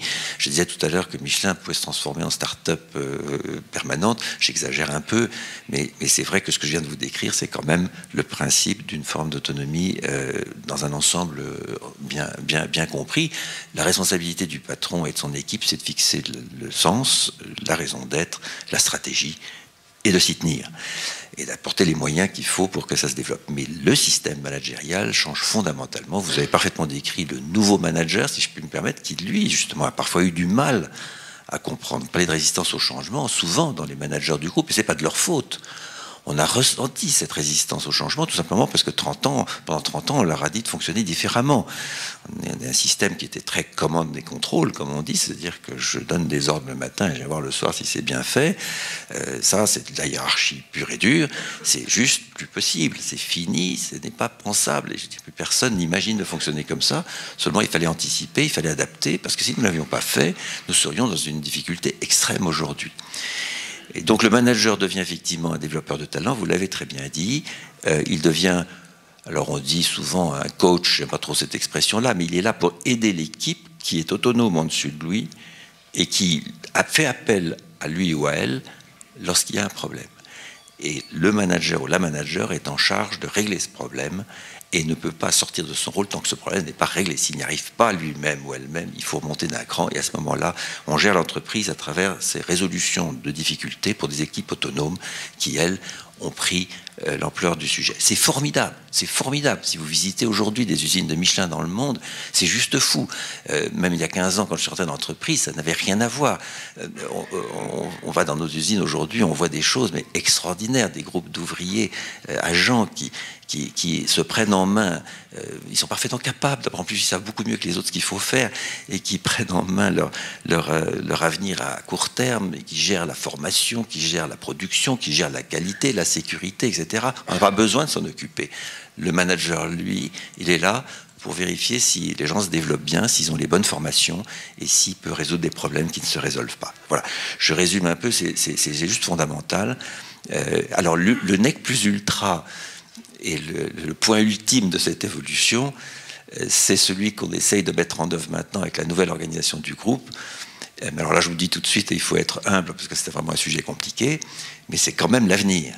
Et l'avenir, c'est de dire aux équipes d'un groupe, ça commence par le patron, mais pas seulement, tout le monde, c'est que votre succès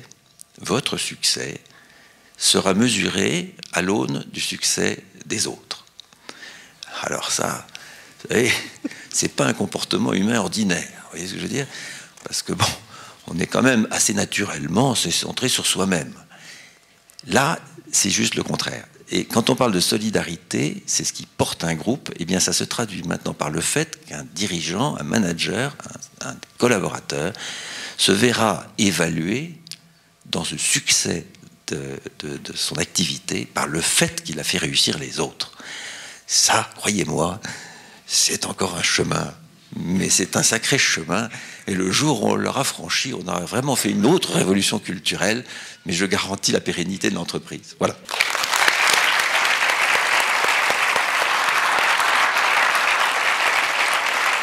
Alors, Monsieur Senard, précisément, les caractéristiques du management à la Michelin que vous venez de citer, sont-elles spécifiques à Michelin ou aussi aux grands groupes français? Je veux dire, est-ce qu'il existe une spécificité française de ce point de vue-là? Et faut-il y voir les gènes de la longévité, justement?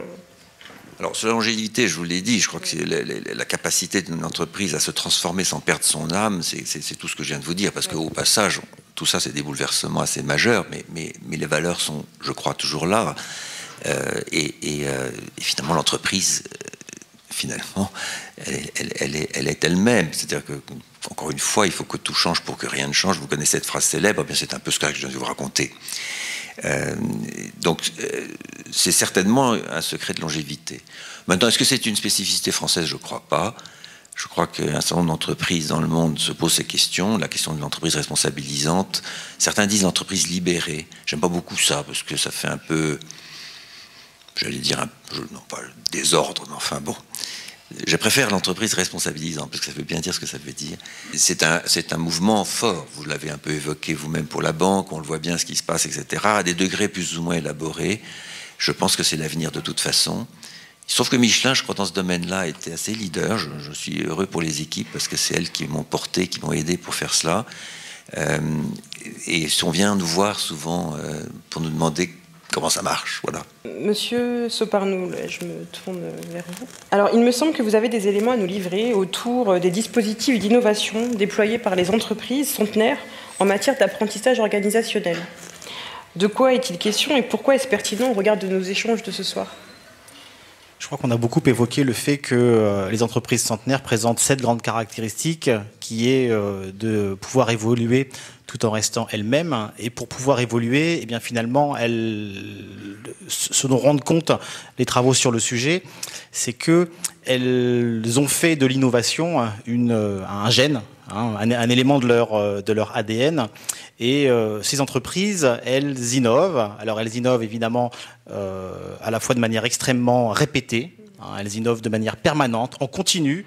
Ça, c'est un élément important. C'est-à-dire qu'il n'y a pas de moment où on va se consacrer à l'innovation, mais il y a une activité d'innovation qui est perpétuelle. Deuxième élément important, c'est qu'elles innovent de manière tout azimut. J'ai envie de dire. C'est-à-dire qu'elles innovent à la fois, évidemment, sur ce qu'elles vont mettre sur le marché, c'est-à-dire qu'elles vont innover dans leurs produits, dans leurs services, dans leurs offres, mais elles vont aussi beaucoup innover dans d'autres domaines comme le management, on parle d'ailleurs d'innovation managériale. Elles vont aussi beaucoup innover dans les différents maillons, on va dire, de leur chaîne de valeur, dans la production, dans la distribution. Et je crois qu'aujourd'hui, la digitalisation auquel les entreprises sont confrontées ont conduit nombre d'entre elles à s'engager sur la voie de ces innovations. Et puis, ce qui est important aussi, c'est que donc elles innovent de manière répétée, elles innovent tout azimut, et elles innovent aussi de manière incrémentale, c'est-à-dire par petites touches, pour pouvoir améliorer les choses progressivement, mais elles sont aussi capables d'innover de manière radicale. C'est-à-dire finalement, l'innovation, on va dire incrémentale, va reposer sur ce qu'on appelle assez traditionnellement l'exploitation. Au fond, l'entreprise répète les choses et c'est la répétition de ces régularités qui vont lui permettre de progresser. C'est ce qu'on appelle traditionnellement le REX, ou le retour d'expérience. Alors que les innovations radicales, elles, consistent à s'éloigner de ce qu'on fait traditionnellement et à adopter des comportements dits d'exploration. On a évoqué à quel point les entreprises pérennes devaient faire preuve d'exploration, s'engager dans des chemins, sur des voies qu'elles n'avaient jusque-là jamais été capables d'explorer. On a beaucoup de contre-exemples quand on regarde certaines difficultés auxquelles les entreprises ont été confrontées, comme Kodak, comme Motorola, comme IBM. Ces difficultés s'expliquent souvent parce qu'elles n'ont pas été capables de prendre certains virages d'innovation, parce qu'elles n'y ont pas cru, parce qu'elles n'ont pas su les voir. Et sur cette caractéristique de la double forme d'innovation, l'innovation incrémentale, l'innovation d'exploitation, pourrais-je dire, et l'innovation d'exploration, ce qui est compliqué, c'est qu'elles doivent le faire simultanément. Les entreprises doivent le faire simultanément. Elles doivent le faire simultanément parce que ce sont ces petits progrès qui vont lui permettre finalement de coller au marché. Et en même temps, elles doivent aussi être capables d'explorer parce qu'en explorant, elles vont finalement constituer les registres d'action qu'elle pourra exploiter demain lorsque les circonstances auront changé. Et cette dualité, on évoquait cet aspect-là au démarrage de notre échange, est assez délicat parce qu'on sait que pour pouvoir exploiter, il faut que règne dans l'organisation une forme d'ordre, une forme de clarté, une forme de stabilité. Mais on sait aussi que pour explorer, eh bien, il s'agit de pouvoir générer des environnements qui sont beaucoup plus instables, qui sont désordonnés, une forme de chaos. Et au fond, l'entreprise doit être capable de faire coexister, en son sein ou non d'ailleurs, à la fois des espaces d'ordre, où on va pouvoir faire et progresser, et en même temps des espaces de désordre qui vont être à l'origine des innovations les plus radicales qui vont permettre que s'exprime l'exploration. Et c'est cette dualité, c'est cette tension qu'il est souvent extrêmement difficile de gérer. Et on s'aperçoit que certaines entreprises ont développé, c'est le cas des entreprises centenaires, cette habileté à gérer l'un et l'autre, et on parle d'organisations ambidextres, c'est-à-dire d'organisations qui sont capables de faire à la fois l'un et l'autre. Éric Tarérias, chercheur à Roissy, le Centre de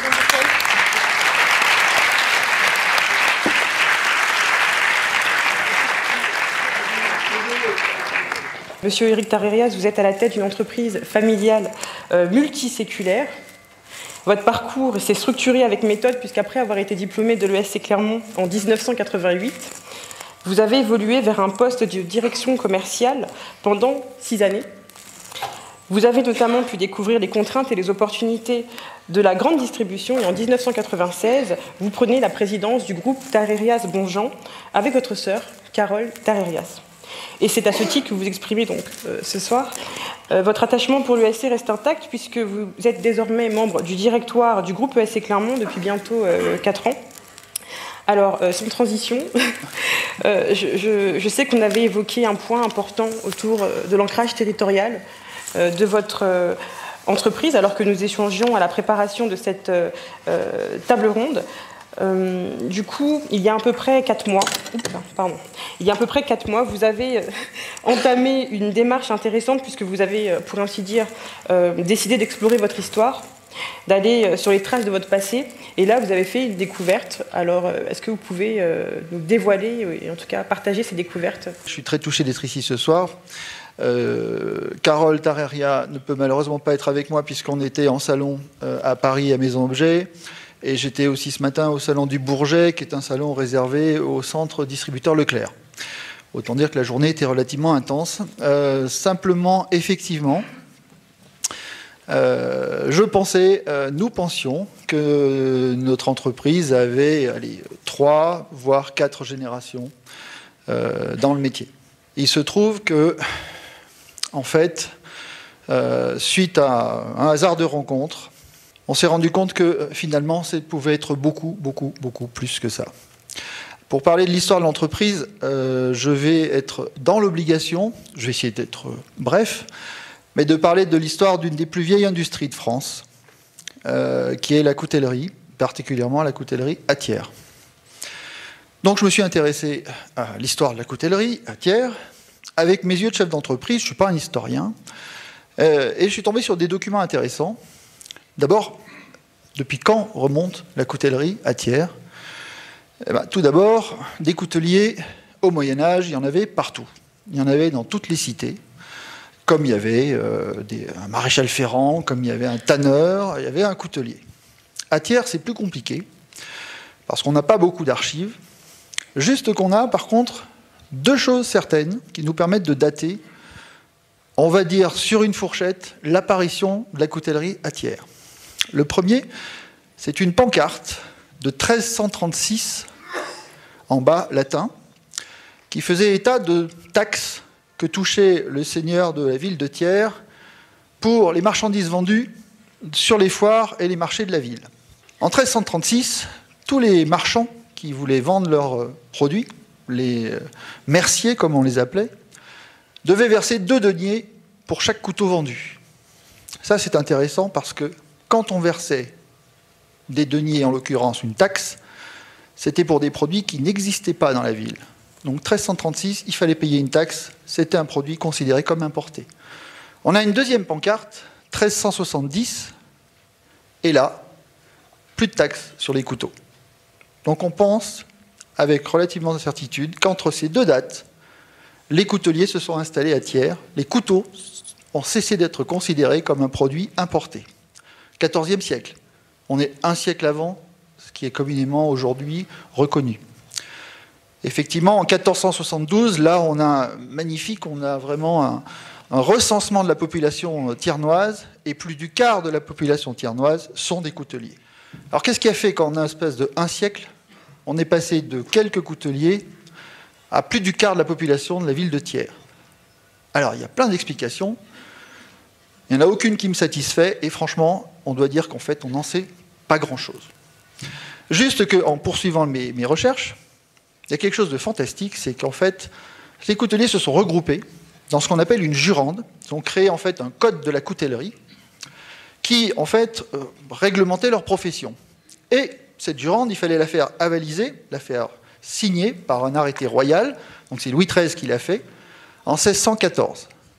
Alors là où c'est intéressant, c'est qu'en 1615, monsieur l'intendant de la baronnie de Thiers, très hésitant face à la masse des maîtres couteliers de l'époque, qui sont tous hyper indépendants, complètement autonomes et surtout absolument pratiquement anarchiques les uns vis-à-vis des autres, a pris une précaution qui n'existe nulle part d'ailleurs dans le reste du royaume, c'est qu'il a fait signifier par huissier à tous les maîtres couteliers le code de la jurande de la coutellerie de Thiers.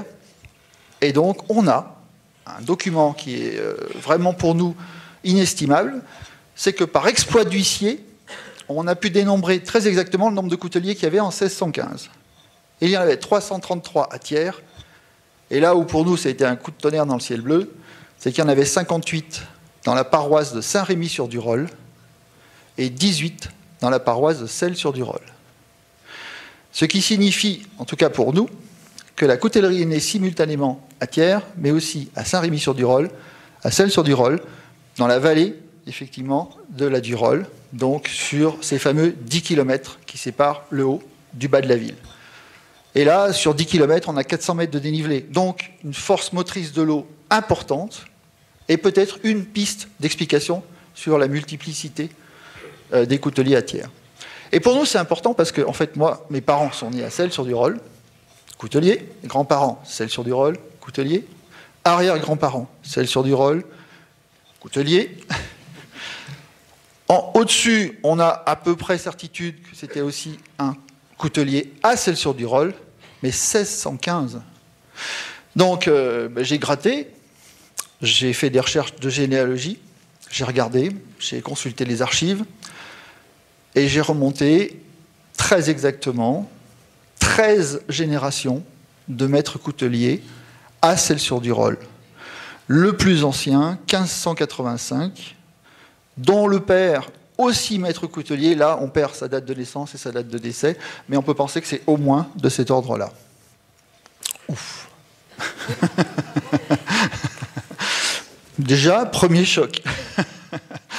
Ensuite, ça explique... Alors, pour comprendre comment, sur toutes ces générations-là, l'entreprise Tarraria, puisque c'était un Tarraria, même orthographe, a pu perdurer, eh bien, il faut savoir, en fait, il faut se pencher sur qu'est-ce qu'était le métier de la coutellerie à l'époque. Il était extrêmement segmenté, partagé. Chaque métier était indépendant les uns des autres. Vous aviez des forgerons, vous aviez des monteurs de couteaux, des polisseurs, des émouleurs, etc. Et nous étions émouleurs. Les fameux ventres jaunes dont parlait M. Anglade.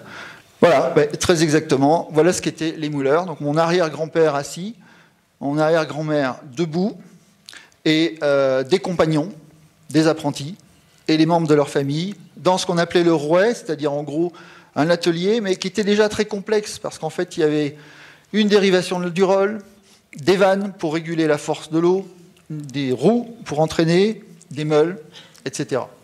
Et donc ces maîtres couteliers, donc lui, mais encore au-dessus, avait obtenu le titre de maître coutelier à l'inverse des forgerons ou à l'inverse des autres corps de métier, ce qu'on appelait les rangs de coutellerie, parce que leur métier était fondamental et travaillait déjà sur des volumes. C'est-à-dire qu'un maître émouleur pouvait approvisionner 8 à 10 maîtres couteliers sur la base de son seul travail, sur la base de son seul atelier. Et donc, année après année, génération après génération, protégé par la Jurande, chaque maître émouleur approvisionnait 8 à 10 maîtres couteliers. Chaque maître coutelier avait ses propres marques et chaque maître émouleur avait obligation de ne travailler que sur des lames marquées. Donc tout ce monde travaillait en parfaite cohésion. Et puis vous allez me dire, on est dans une école supérieure de commerce, qui vendait? Ce n'était pas leur problème. En fait, vous aviez les maîtres couteliers d'un côté, qui avaient leurs propres règles, qui contrôlaient d'ailleurs, avec des jurés venaient contrôler le métier de chacun, vérifier que tout était bien fait. Et puis vous aviez les marchands, ce qu'on appelait les bourgeois marchands, qui pour eux n'étaient pas considérés. Par contre, ces bourgeois marchands étaient extrêmement dynamiques.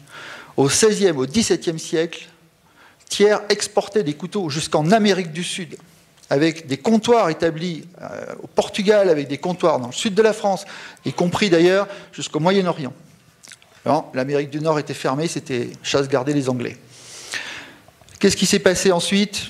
La Révolution, 1791, un décret qui annonce que tout citoyen est désormais libre d'exercer métier ou profession qu'il jugera bon. Ça, c'est la fin des Jurandes. C'est la fin du corporatisme. Et de fait, tous ces couteliers, tous ces maîtres couteliers-là, se sont retrouvés libres, plutôt que de faire de l'émouture de lame, c'est-à-dire une opération finalement de sous-traitance, de pouvoir faire des couteaux entiers. Et c'est ce qui est arrivé à notre famille, c'est-à-dire qu'à partir de là, Félix Tarraria, qui vous regarde assis ici, s'est mis à faire du couteau, mais du couteau entier. Et de là, s'est développée effectivement l'entreprise difficilement, parce qu'une autre caractéristique de la coutellerie thiernoise, c'est la constance à travers des siècles du nombre de coutelleries et du nombre de couteliers. On dénombrait 500 couteliers en 1615, on en dénombrait encore 600 en 1730. En 1920, il y avait encore 520 entreprises. En 1955, il y avait 620 entreprises.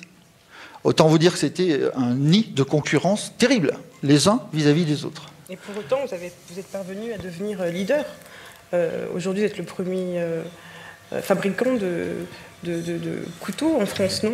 Alors, en nombre de pièces produites, oui, j'aime pas trop le terme de leader, parce que je trouve que ça ne veut pas dire grand-chose, mais je crois qu'on a bénéficié d'un formidable terroir, d'un formidable terrain, qui était justement issu du corporatisme thiernois, c'est-à-dire qu'il a été assez accessible à tous ces maîtres et mouleurs, d'incorporer les différents métiers par les forgerons qui étaient sur place, par les monteurs qui étaient sur place, par les polisseurs qui étaient sur place, tout autant de sous-traitants, et donc un nid, entre guillemets, de sous-traitance locale, qui a fait que, année après année, nous avons intégré les différentes opérations nécessaires pour l'établissement d'un couteau complet.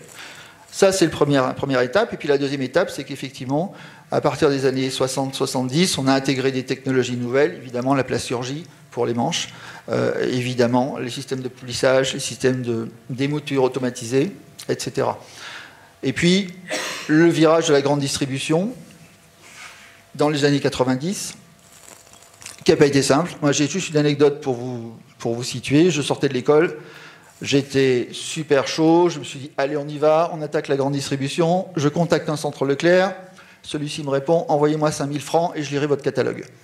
Ça a été long, mais on y est arrivé, et aujourd'hui, effectivement, on est probablement... Alors, ce que je peux par contre dire, c'est qu'on est le seul coutelier, aujourd'hui, totalement intégré en fabrication, c'est-à-dire qu'on a intégré tous les métiers, y compris la forge, une des forges les plus modernes d'Europe, intégrée l'année dernière, qui nous permet effectivement aujourd'hui de pouvoir progresser sur le marché, et progresser sur aujourd'hui moins de 60 entreprises, rapportées à 600, et 1400 personnes, à peu près sur le bassin thiernois, rapportées à près de 12 000 au début du siècle. Dans le cadre d'une entreprise familiale de longue lignée, puisque c'est notre cas, on a bénéficié d'une chance inestimable, et quand je le dis, je pèse mes mots, de Georges Tararia, donc mon père, hélas, qui nous a quittés il y a 15 ans aujourd'hui, qui nous a laissé, Carole et moi, totalement libres et totalement à même d'entamer les décisions et d'aller dans les directions que l'on souhaitait faire. C'est-à-dire qu'aujourd'hui, si on est aujourd'hui ce qu'on est, c'est qu'on a nos parents nous ont fait confiance, et ça c'est vraiment clé aujourd'hui, et n'ont absolument pas cherché à ni influer, ni influencer, ni encore pire, nous bloquer. Et c'est souvent le piège des entreprises familiales, quand les successions comme ça, sur les années, succèdent et finalement deviennent, somme toute, presque des boulets pour les générations qui y suivent. Donc le temps des questions-réponses avec la salle. Alors j'ai une question, je suis alternant dans une grande entreprise de la taille des vôtres. Qu'est-ce que vous avez à dire à ces jeunes qui sont parfois frustrés par toute cette organisation qui, certes, est nécessaire, mais qui parfois manque de dynamisme ou de spontanéité? Quand vous dites organisation, c'est toutes les tâches administratives ou c'est l'organisation de la structure? Organisation de la structure. D'accord. Je pense que ce qu'on a dit tout à l'heure, c'est pas un discours de centenaire ou pour faire plaisir. Je pense que ce qu'on a dit tout à l'heure sur l'animation, l'émergence de nouvelles compétences, c'est un enjeu de survie pour nos entreprises. Et effectivement, après, vous avez raison, un des enjeux qu'on a, c'est de faire en sorte d'intégrer des compétences pas forcément habituelles ou des talents auxquels on n'est pas forcément habitué, et de faire en sorte effectivement que, comme on le dit parfois peut-être dans d'autres environnements, que la greffe prenne et que l'entreprise soit vigilante effectivement à conserver ses talents. Parce que vous l'avez évoqué tout à l'heure, la difficulté parfois dans nos entreprises, c'est pas d'attirer les talents, c'est de les conserver, parce qu'on voit bien parfois qu'on a des turnovers sur des populations jeunes très courts, là où les turnovers sont les plus élevés, c'est entre 1 an et 1 an et demi d'ancienneté à peine. Donc l'enjeu pour nous, c'est celui-ci, de faire en sorte que vous puissiez apporter toute la richesse qui est la vôtre, et puis en même temps, bien évidemment, vous donner les clés de compréhension de notre entreprise. Mais je pense que de plus en plus, on veille, si vous voulez, à faire cela. Et d'ailleurs, c'est la raison pour laquelle aussi, en parallèle, on travaille avec des startups qui travaillent au sein de nos directions, parce que c'est aussi cela qui va nous permettre, je pense, d'intégrer des profils différents comme celui que vous devez avoir. Tout ce que je vous ai raconté tout à l'heure sur l'entreprise responsabilisante part de cette attente et cette demande qui est très exigeante, mais qui est tout à fait naturelle de la part des générations qui arrivent dans le monde du travail aujourd'hui. Et puis, je dirais effectivement de la capacité de vraiment retourner culturellement une entreprise. Voyez-vous, depuis 1 an et demi, l'entreprise Michelin a intégré, je crois, à peu près 19 000 personnes. On a fait une annonce ce soir, une acquisition importante en Indonésie, une grande entreprise indonésienne. 3 500 personnes rejoignent le groupe Michelin ce soir. Ça fait 18 000 à peu près en 1 an et demi. Bon, ces personnes-là vivent dans des univers qui sont les leurs. Et la consigne que j'ai donnée au monde Michelin, c'est surtout laissez-les vivre. Voilà. Et je dis ça, c'est parce que ça facilitera d'autant plus leur association à Michelin et leur intégration dans le groupe. Autrefois, on avait la tendance à être assez monolithique sur le thème, bien écoutez, c'est comme ça que ça se passe, ça a toujours été comme ça, donc on fait comme ça, et puis voilà. Et puis on faisait peser sur les nouvelles entreprises, éventuellement qui intégraient Michelin, tout le poids d'une technostructure extrêmement lourde qui décourageait les plus braves, hein, parfois. Bon, mais à notre époque, c'est plus possible. Et voyez-vous, l'autonomie, ça veut dire aussi laisser vivre les entreprises qui vous rejoignent parce qu'elles se sentent protégées, elles se sentent solidaires, elles sont d'autant plus volontaires pour échanger les bonnes pratiques et pour faire vivre le groupe. C'est complètement différent d'il y a, je dirais, 15 ans. Quand vous disiez la meilleure façon d'avancer, Monsieur Sénard, c'est un peu ça. On l'a aussi, nous, cette génération des quarantenaires ou cinquantenaires, je ne sais pas, mais en tout cas quarantenaires, j'en rencontre, et qui veut aussi une façon d'avancer dans sa progression et dans sa richesse personnelle aussi bien que professionnelle. Et je trouve qu'en fin de compte, on parle beaucoup de la digitalisation par rapport aux jeunes, mais on nous oublie, nous, qui avons vécu avec ça et qui participons à cette transformation. Et je pense qu'il ne faut pas oublier non plus tous les niveaux et tous les âges de la société et pas que les jeunes qui rentrent pour pouvoir les garder. Parfaitement pertinent, et je vous rassure tout de suite, enfin, vous avez parfaitement raison je dirais, d'insister sur qui vous êtes. Aujourd'hui, nos entreprises n'intègrent pas que des jeunes. Je vous garantis que je considère d'ailleurs comme une extrêmement bonne politique d'intégrer des personnes qui ont déjà une bonne expérience professionnelle, qui apportent un œil neuf. Et franchement, ça devient après une question de circonstances et de possibilités, etc. Mais franchement, vous ne trouverez jamais, enfin en tout cas je pense que c'est là pour moi, chez Michelin, absolument pas d'obstacle à ça. Au contraire, je vous assure. D'ailleurs, au fait, je suis rentré dans l'entreprise, j'avais 52 ans, vous vous rendez compte ? Depuis une dizaine d'années, en tout cas nettement depuis une quinzaine d'années, on intègre des gens qui sont plutôt effectivement expérimentés, 30, 40, 50 ans, à l'inverse de jeunes qui, en général, préfèrent rester, et c'est aussi un peu notre problème, préfèrent rester autour des grandes villes, plutôt que de se retrouver quelque part dans la montagne tiernoise, la petite Suisse, comme on l'appelait, où là, effectivement, on peine, nous, beaucoup à attirer des talents. Et franchement, je peux vous dire, on n'en est pas à regarder l'âge, bien au contraire. À l'inverse, les métiers de la coutellerie, on a des jeunes qui se forment, car il y a une volonté de travailler de leurs mains. Ça, c'est encore autre chose. Mais au niveau des âges, on n'a absolument aucune politique dans ce sens-là. On prend les talents, quelle que soit la génération. Monsieur Sénard, vous avez évoqué tout à l'heure le fait que le groupe Michelin a racheté une entreprise en Indonésie. Je me posais la question de savoir si la croissance sur fonds propres n'était pas un critère en fait de pérennité, plus que la croissance externe. Est-ce que vous avez au niveau de Michelin et peut-être au niveau de la Banque Populaire que je connais moins, une orientation stratégique précise par rapport à ça? Le groupe, depuis, on va dire, les années 2010-2011, s'est lancé dans une immense expansion internationale sur la base de croissance organique.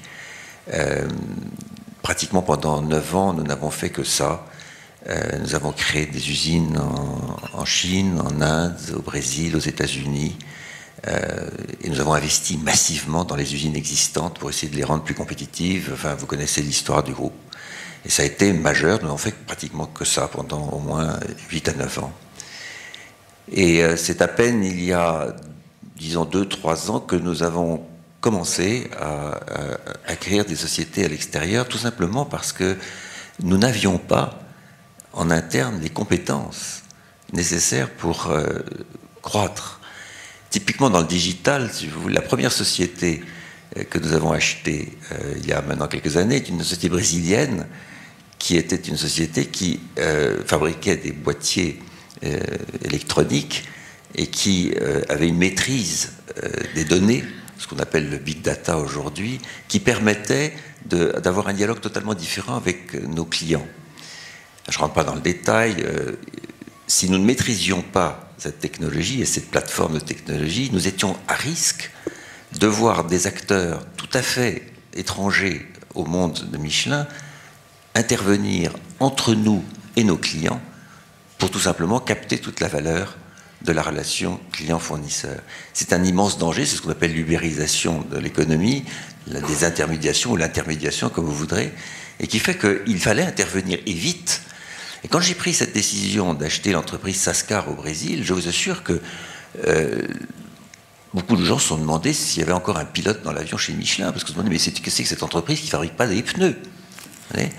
Il a fallu du temps pour expliquer, notamment en Europe, que c'était juste indispensable.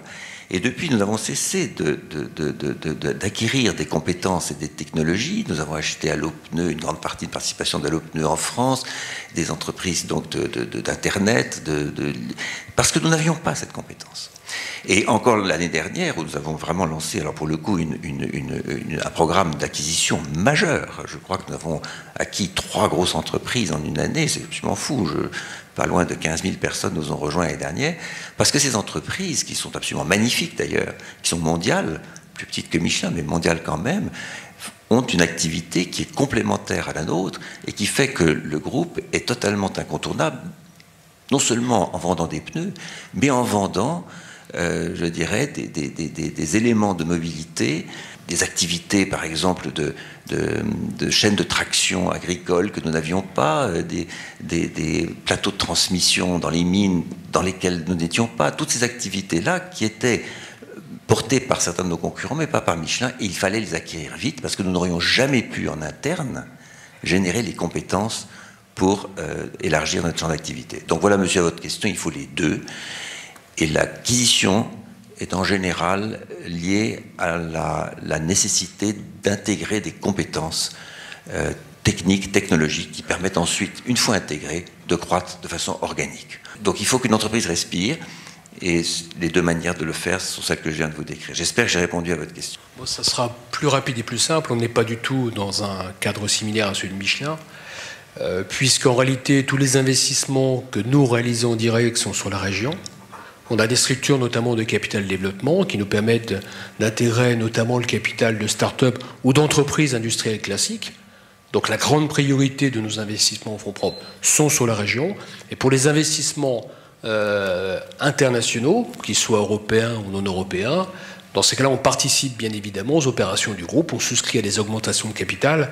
Mais vous voyez, on est dans un cadre plus contraint, et si j'annonçais notamment à nos régulateurs européens qui sont à Francfort que la Banque populaire Auvergne-Rhône-Alpes a l'intention de racheter une banque au Brésil ou en Thaïlande, je ne suis pas certain entre nous que j'aurais déjà l'autorisation.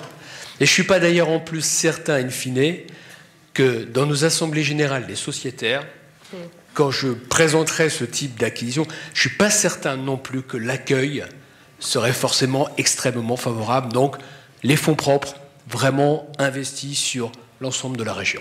J'ai une question notamment par rapport au management. J'ai bien aimé vos différentes interventions autour du management et du leadership que le management doit porter pour l'avenir. Par contre, il y a une notion fondamentale entre le manager qui est finalement imposé par le top de la direction et le leader qui doit être normalement plutôt porté par l'équipe. Comment est-ce que vous souhaitez à l'avenir créer ce lien?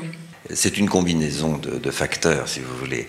Il est évident qu'un manager doit avoir en lui-même une caractéristique de leader, hein, masculin ou féminin évidemment, et que ça fait partie de l'évaluation qui peut être faite de son potentiel, qui conduit naturellement les dirigeants à le nommer dans une responsabilité. Voyez-vous ce que je veux dire? C'est comme ça qu'il faut prendre le problème.